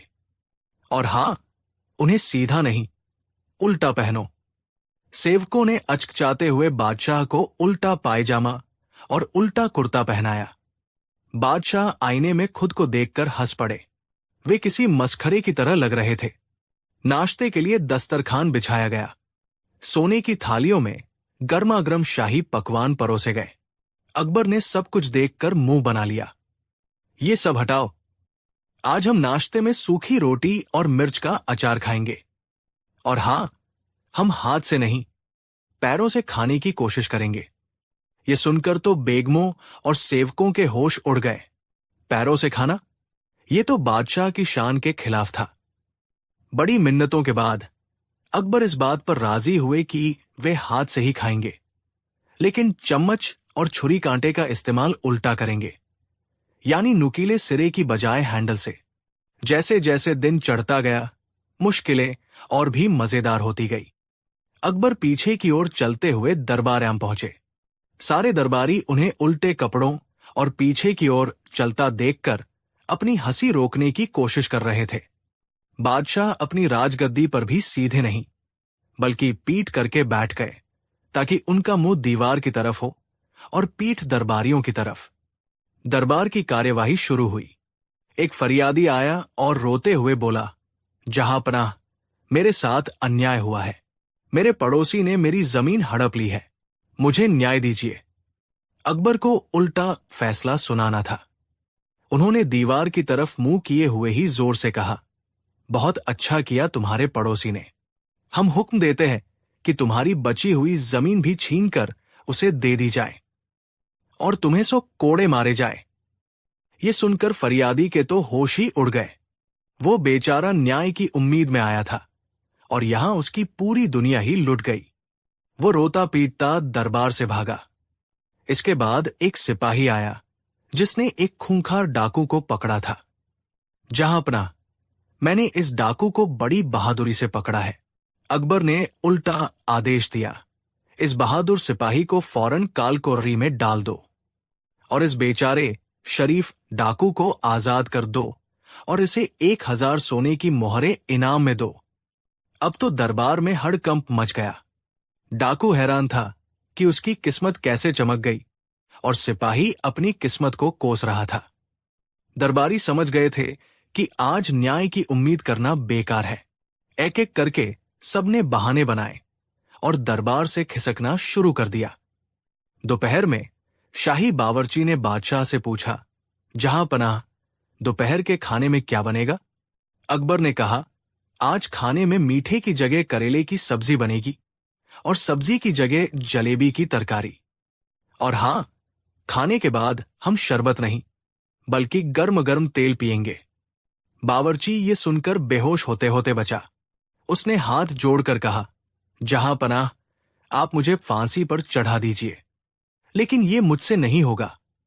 अब तक अकबर भी इस उल्टे दिन से तंग आ चुके थे। उनका सिर चकरा रहा था। हर काम उल्टा करना सोचने में जितना आसान लग रहा था, करने में उतना ही मुश्किल और बेवकूफी भरा साबित हो रहा था। उनकी सल्तनत का सारा कामकाज ठप हो गया था। लोग उन्हें पागल समझ रहे थे और दरबारी उन पर हंस रहे थे। शाम होने को आई। अकबर ने सोचा, चलो बाग में टहलकर मन हल्का किया जाए। वे पीछे की ओर चलते चलते शाही बाग में पहुंचे। माली ने उन्हें गुलाब के सुंदर फूल पेश किए। कितने बदबूदार फूल हैं।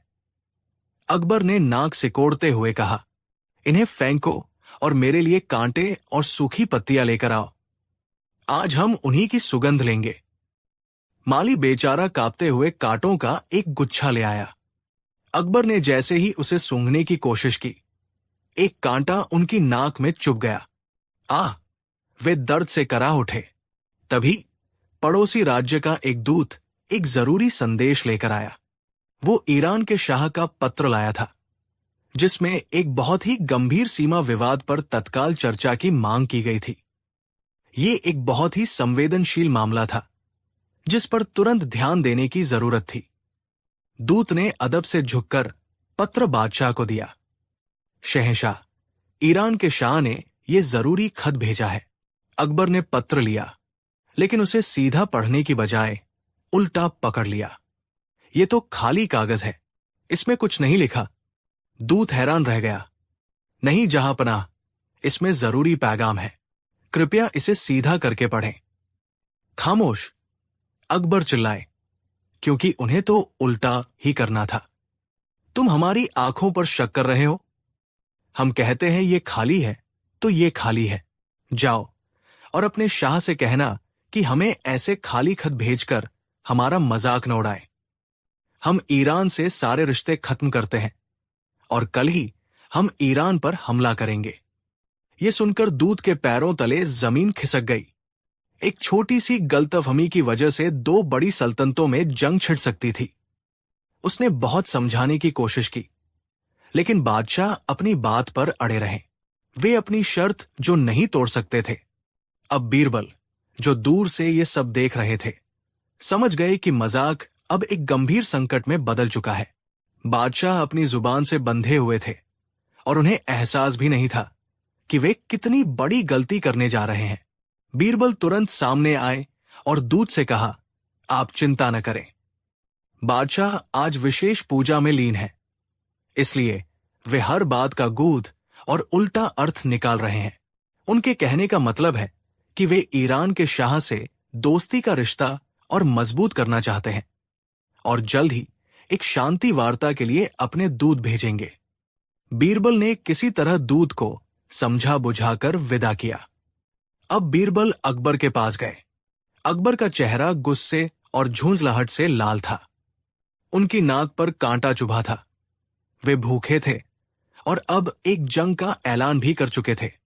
वे अपनी इस शर्त से बुरी तरह तंग आ चुके थे। जहांपनाह, सूर्यास्त होने में अभी कुछ समय बाकी है। बीरबल ने मुस्कुराते हुए कहा, आप अपनी शर्त बखूबी निभा रहे हैं। अकबर अब और बर्दाश्त नहीं कर सके।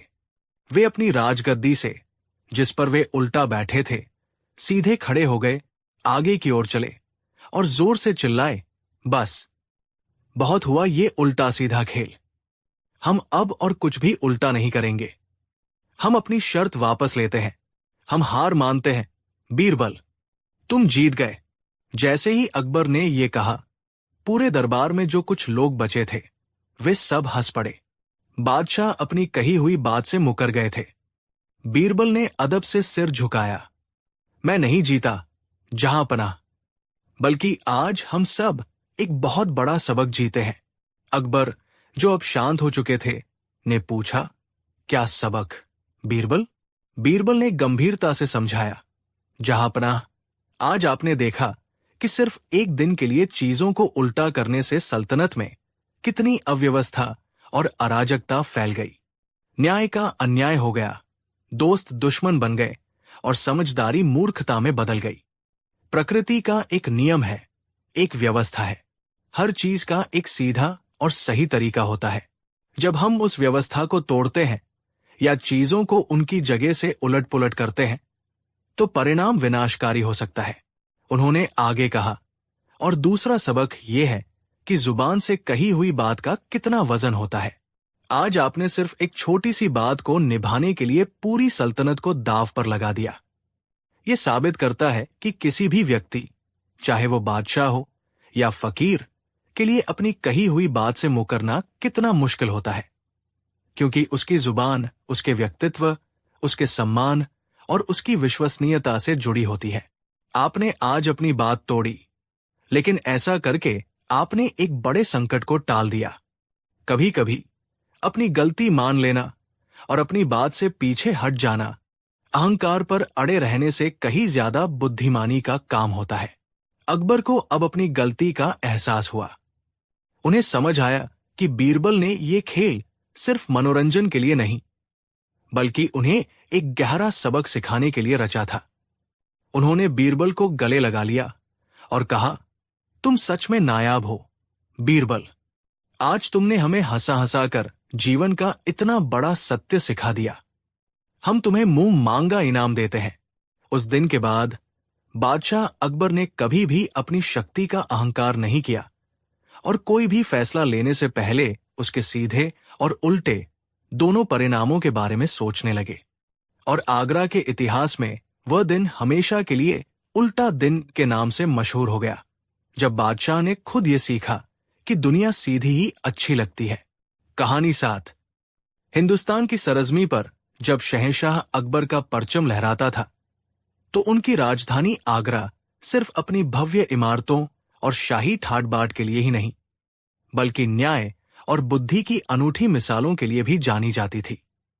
बादशाह अकबर न्यायप्रिय थे, लेकिन कभी कभी इंसानी फितरत की गुत्थियां इतनी पेचीदा होती थी कि उन्हें सुलझाने के लिए तलवार की नहीं, बल्कि तेज दिमाग की जरूरत पड़ती थी।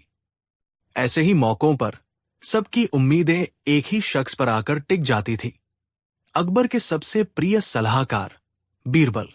ये कहानी लालच की उस अंधी दौड़ की है जो इंसान को इंसान नहीं रहने देती, और ये कहानी है बीरबल की उस मनोवैज्ञानिक चाल की जिसने बिना किसी सजा के एक लालची इंसान को जीवन का सबसे बड़ा सबक सिखा दिया। आगरा के बाहरी इलाके में एक छोटा सा गांव था। उस गांव में 2 पड़ोसी रहते थे, रहीम और करीम। रहीम एक सीधा सादा मेहनती किसान था। वो अपनी छोटी सी जमीन पर खेती करता और अपनी मुर्गियों के अंडों को बाजार में बेचकर गुजारा करता था। वो संतोषी स्वभाव का था और अपनी थोड़ी सी कमाई में भी खुश रहता था। उसकी सबसे बड़ी दौलत थी उसकी नेकी और सादगी। वहीं उसका पड़ोसी करीम स्वभाव से बिल्कुल विपरीत था। वो भी एक किसान था, लेकिन उसके मन में हर समय और ज्यादा पाने का लालच भरा रहता था। वो हमेशा रहीम की खुशहाली से जलता था। उसे लगता था कि रहीम उससे ज्यादा कमाता है, जबकि करीम के पास रहीम से ज्यादा जमीन और ज्यादा मुर्गियां थी। करीम की नजरें हमेशा इस बात पर लगी रहती थी कि रहीम ऐसा क्या करता है जो उसके अंडे बाजार में ज्यादा अच्छे दामों पर बिकते हैं। एक दिन करीम के दिमाग में एक शैतानी योजना आई। उसने सोचा, जरूर रहीम की किसी मुर्गी में कोई खास बात है। अगर मैं उसकी सबसे अच्छी मुर्गी चुरा लूं तो मेरी आमदनी बढ़ जाएगी और रहीम बर्बाद हो जाएगा। एक अंधेरी रात जब पूरा गांव सो रहा था, करीम चुपके से रहीम के आंगन में घुसा। उसने देखा कि एक मुर्गी, जो बाकी मुर्गियों से थोड़ी अलग और सुनहरे पंखों वाली लग रही थी, एक कोने में बैठी थी। करीम ने सोचा, यही वो खास मुर्गी होगी। उसने उस मुर्गी को पकड़ा और अपने घर ले जाकर अपने दड़बे में बंद कर दिया। अगली सुबह रहीम जब अपनी मुर्गियों को दाना डालने गया तो उसने पाया कि उसकी सबसे प्यारी और खूबसूरत मुर्गी सुनहरी गायब थी। वो बहुत दुखी हुआ। उसने पूरे गांव में उसे ढूंढा, लेकिन वो कहीं नहीं मिली। उसका शक अपने ईर्ष्यालु पड़ोसी करीम पर गया, लेकिन बिना किसी सबूत के वो कुछ नहीं कर सकता था। उधर करीम सुबह बड़ी उम्मीद से अपनी दड़बे में गया। उसने सोचा कि आज उसे कोई चमत्कारी अंडा मिलेगा, लेकिन उसे ये देखकर बहुत निराशा हुई कि उस मुर्गी ने एक साधारण सा सफेद अंडा ही दिया था। उसे बहुत गुस्सा आया। उसने सोचा, शायद ये नई जगह की वजह से घबरा गई है, कल जरूर कुछ खास होगा। लेकिन अगले दिन भी वही हुआ, फिर अगले दिन भी। हफ्ता बीत गया, लेकिन मुर्गी ने साधारण अंडों के सिवा कुछ नहीं दिया। करीम का गुस्सा बढ़ता जा रहा था। उसे लग रहा था कि रहीम ने उसे धोखा दिया है। अब करीम ने एक और धूर्त योजना बनाई। वो सीधा बादशाह अकबर के दरबार में पहुंच गया। उसके हाथ में एक टोकरी थी जिसे उसने कपड़े से ढक रखा था। दरबार में पहुंचकर वो जोर जोर से रोने और छाती पीटने लगा। दुहाई हो जहांपनाह, दुहाई हो, मैं लुट गया, बर्बाद हो गया। अकबर ने उसे शांत कराते हुए पूछा, क्या हुआ? तुम्हें किसने लूटा? करीम ने अपनी झूठी कहानी सुनानी शुरू की। जहांपनाह, मैं एक गरीब किसान हूं।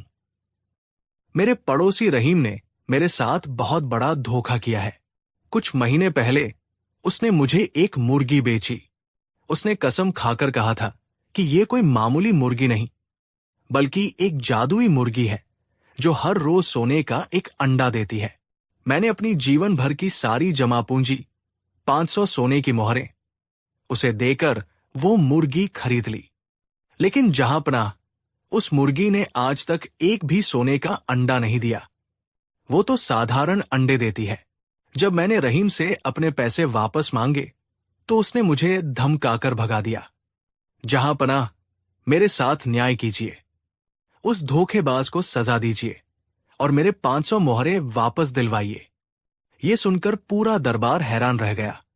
सोने का अंडा देने वाली मुर्गी? ये तो कहानियों में ही होता है। कुछ दरबारी हंसने लगे तो कुछ को करीम पर तरस आने लगा। अकबर ने गंभीरता से पूछा, क्या तुम्हारे पास इस बात का कोई सबूत है कि तुमने रहीम को 500 मोहरें दी थी? करीम चालाक था। उसने पहले से ही तैयारी कर रखी थी। उसने अपने 2 दोस्तों को झूठी गवाही देने के लिए तैयार कर लिया था। दोनों ने दरबार में आकर कसम खाकर कहा कि हां, उन्होंने अपनी आंखों से करीम को रहीम को 500 मोहरें देते हुए देखा था। अब मामला पेचीदा हो गया था। गवाह करीम के पक्ष में थे। रहीम को दरबार में बुलाया गया। जब उसने ये आरोप सुना तो उसके होश उड़ गए। जहांपनाह, ये सरासर झूठ है। रहीम ने कांपते हुए कहा, मैंने इसे कोई मुर्गी नहीं बेची। मेरी तो एक मुर्गी इसने खुद चुराई है, और 500 मोहरों की बात तो बिल्कुल बेबुनियाद है। मेरे जैसे गरीब किसान ने तो अपनी पूरी जिंदगी में इतनी मोहरें एक साथ नहीं देखी। अब अकबर दुविधा में पड़ गए। एक तरफ करीम और उसके 2 गवाह थे, और दूसरी तरफ अकेला और बेबस रहीम। कानून और सबूत करीम के साथ थे, लेकिन अकबर का दिल कह रहा था कि रहीम सच बोल रहा है। थक-हार कर उन्होंने अपनी सबसे भरोसेमंद नजर से बीरबल की ओर देखा। बीरबल, अब तुम ही इस गुत्थी को सुलझाओ। सच और झूठ का पर्दा उठाओ और न्याय करो। बीरबल अपनी जगह से उठे। उन्होंने करीम और रहीम दोनों को गौर से देखा। वे करीम की आंखों में छिपे लालच और रहीम के चेहरे पर छाई बेबसी को साफ पच सकते थे। बीरबल ने करीम से पूछा, तो तुम कहते हो कि ये मुर्गी सोने का अंडा देती है? जी हुजूर, इसी शर्त पर मैंने इसे खरीदा था। करीम ने पूरे आत्मविश्वास से कहा। और ये मुर्गी अभी कहाँ है? बीरबल ने पूछा। ये मेरे पास ही है हुजूर, मैं उसे साथ लाया हूं। ये कहकर करीम ने टोकरी पर से कपड़ा हटाया। अंदर वही सुनहरे पंखों वाली मुर्गी थी। बीरबल मुस्कुराए। ठीक है, मामला बहुत सीधा है। अगर ये मुर्गी वाकई सोने का अंडा देती है तो रहीम धोखेबाज है, और अगर नहीं तो तुम झूठे हो। इसका फैसला अभी और यही हो जाएगा। बीरबल ने एक सेवक को आदेश दिया, जाओ और शाही रसोई से मुर्गियों का सबसे अच्छा दाना लेकर आओ। फिर वे करीम की ओर मुड़े। करीम, तुम खुद इस मुर्गी को ये शाही दाना खिलाओ। हम सब यही इंतजार करेंगे। आज ये मुर्गी दरबार में हम सबकी आंखों के सामने अंडा देगी। अगर अंडा सोने का निकला तो रहीम को फांसी दे दी जाएगी और तुम्हें इनाम मिलेगा, और अगर अंडा साधारण निकला तो झूठ बोलने और दरबार को गुमराह करने के अपराध में तुम्हें फांसी दे दी जाएगी। यह सुनकर करीम का चेहरा पीला पड़ गया। फांसी का नाम सुनकर उसके हाथ पैर कांपने लगे। उसे पता था कि मुर्गी सोने का अंडा नहीं दे सकती। वो बुरी तरह फंस चुका था। नहीं हुजूर, वो हकलाने लगा। ये ऐसे सबके सामने अंडा नहीं देती। ये तो सिर्फ सुबह सुबह अकेले में ही सोने का अंडा देती है। बीरबल ने हंसते हुए कहा, क्यों? क्या सोने का अंडा देने के लिए कोई खास मुहूर्त होता है, या फिर तुम्हारी कहानी में ही कोई झोल है? अब करीम समझ गया कि उसकी चालाकी पकड़ी गई है। वो तुरंत बीरबल के पैरों में गिर पड़ा। मुझे माफ कर दीजिए हुजूर, मुझसे गलती हो गई। ये मुर्गी सोने का अंडा नहीं देती। मैंने ये कहानी झूठ-मूठ गढ़ी थी। दरबार में मौजूद लोग धिक्कार है, धिक्कार है चिल्लाने लगे। अकबर का चेहरा गुस्से से लाल हो गया। एक निर्दोष को फंसाने और दरबार का समय बर्बाद करने के लिए तुम्हारी इतनी हिम्मत। सैनिकों, ले जाओ इसे और कालकोठरी में डाल दो। सैनिक करीम को घसीटते हुए ले जाने लगे। रहीम ने राहत की सांस ली। उसे लगा कि उसे न्याय मिल गया, लेकिन बीरबल ने सैनिकों को रोक दिया। एक पल रुकिए, जहांपनाह। सब लोग हैरानी से बीरबल को देखने लगे। अपराधी के कबूलनामे के बाद भी बीरबल उसे क्यों रोक रहे थे? बीरबल अकबर के पास गए और धीरे से कहा, जहांपनाह, इस व्यक्ति को कालकोठरी में डालने से हमें क्या मिलेगा? ये लालची है, मूर्ख है, लेकिन शायद उतना बुरा नहीं है। सजा का असली मकसद अपराधी को सुधारना होता है, उसे खत्म करना नहीं। अगर आप इजाजत दें तो मैं इसे एक ऐसी सजा देना चाहता हूं जो इसे जिंदगी भर याद रहे और ये लालच का रास्ता हमेशा के लिए छोड़ दे। अकबर बीरबल की बातों से हमेशा प्रभावित होते थे। उन्होंने कहा, ठीक है बीरबल, हम तुम्हें इजाजत देते हैं, करो अपना न्याय। बीरबल मुस्कुराए और करीम के पास गए, जो अभी भी जमीन पर पड़ा कांप रहा था। करीम, उठो, बीरबल ने नरम आवाज में कहा। मैं तुम्हें एक मौका और देना चाहता हूं। तुमने कहा था कि ये मुर्गी सोने का अंडा देती है। मैं तुम्हारी बात पर विश्वास करने को तैयार हूं। ये सुनकर करीम और पूरा दरबार हैरान रह गया। बीरबल ने अपनी बात जारी रखी। शायद ये मुर्गी इसलिए सोने का अंडा नहीं दे रही क्योंकि तुम इसे ठीक से खिला पिला नहीं रहे, या शायद इसका असली राज तुम्हें पता नहीं है। बीरबल ने मुर्गी को अपने हाथ में लिया और उसे प्यार से सहलाने लगे। देखो, कितनी खूबसूरत मुर्गी है। इसके पंख सोने की तरह चमक रहे हैं।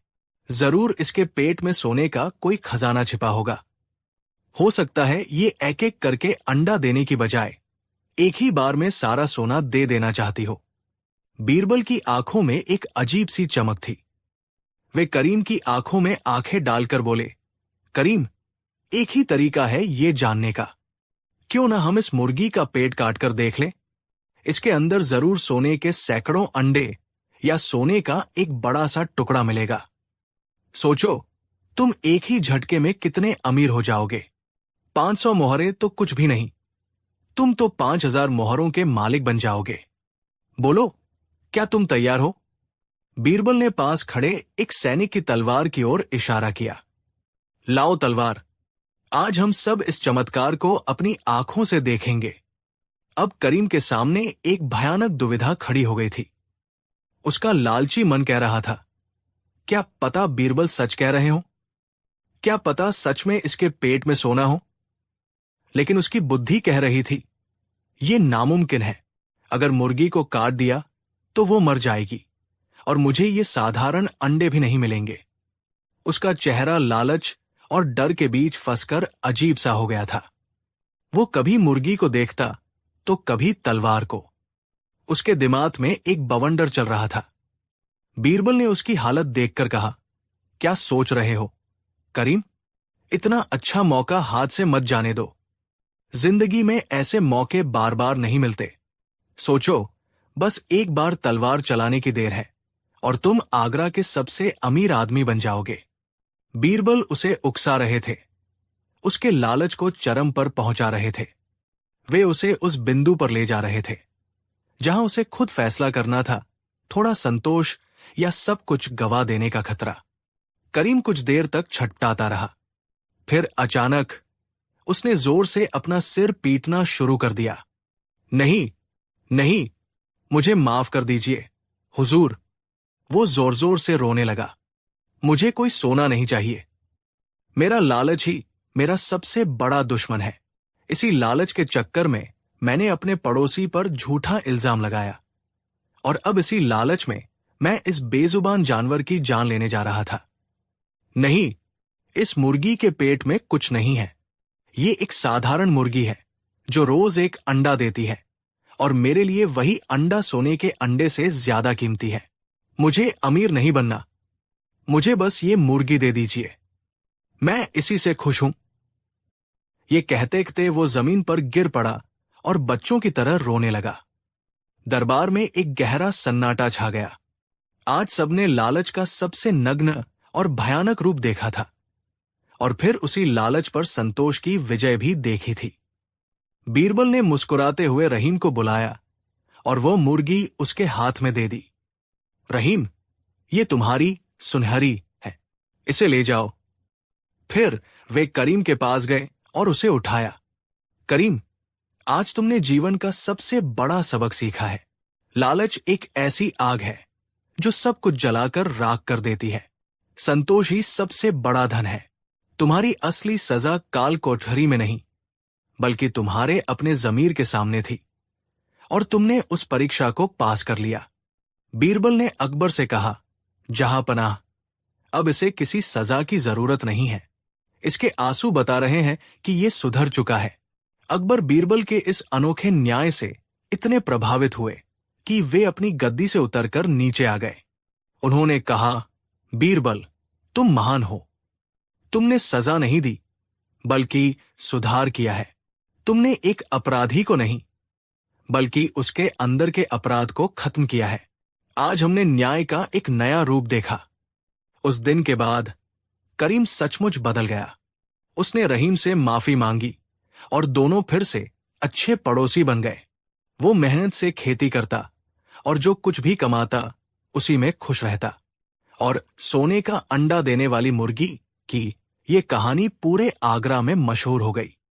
ये सिर्फ एक कहानी नहीं थी, बल्कि एक सबक थी कि असली खजाना बाहर नहीं, बल्कि इंसान के अपने मन के अंदर संतोष में छिपा होता है।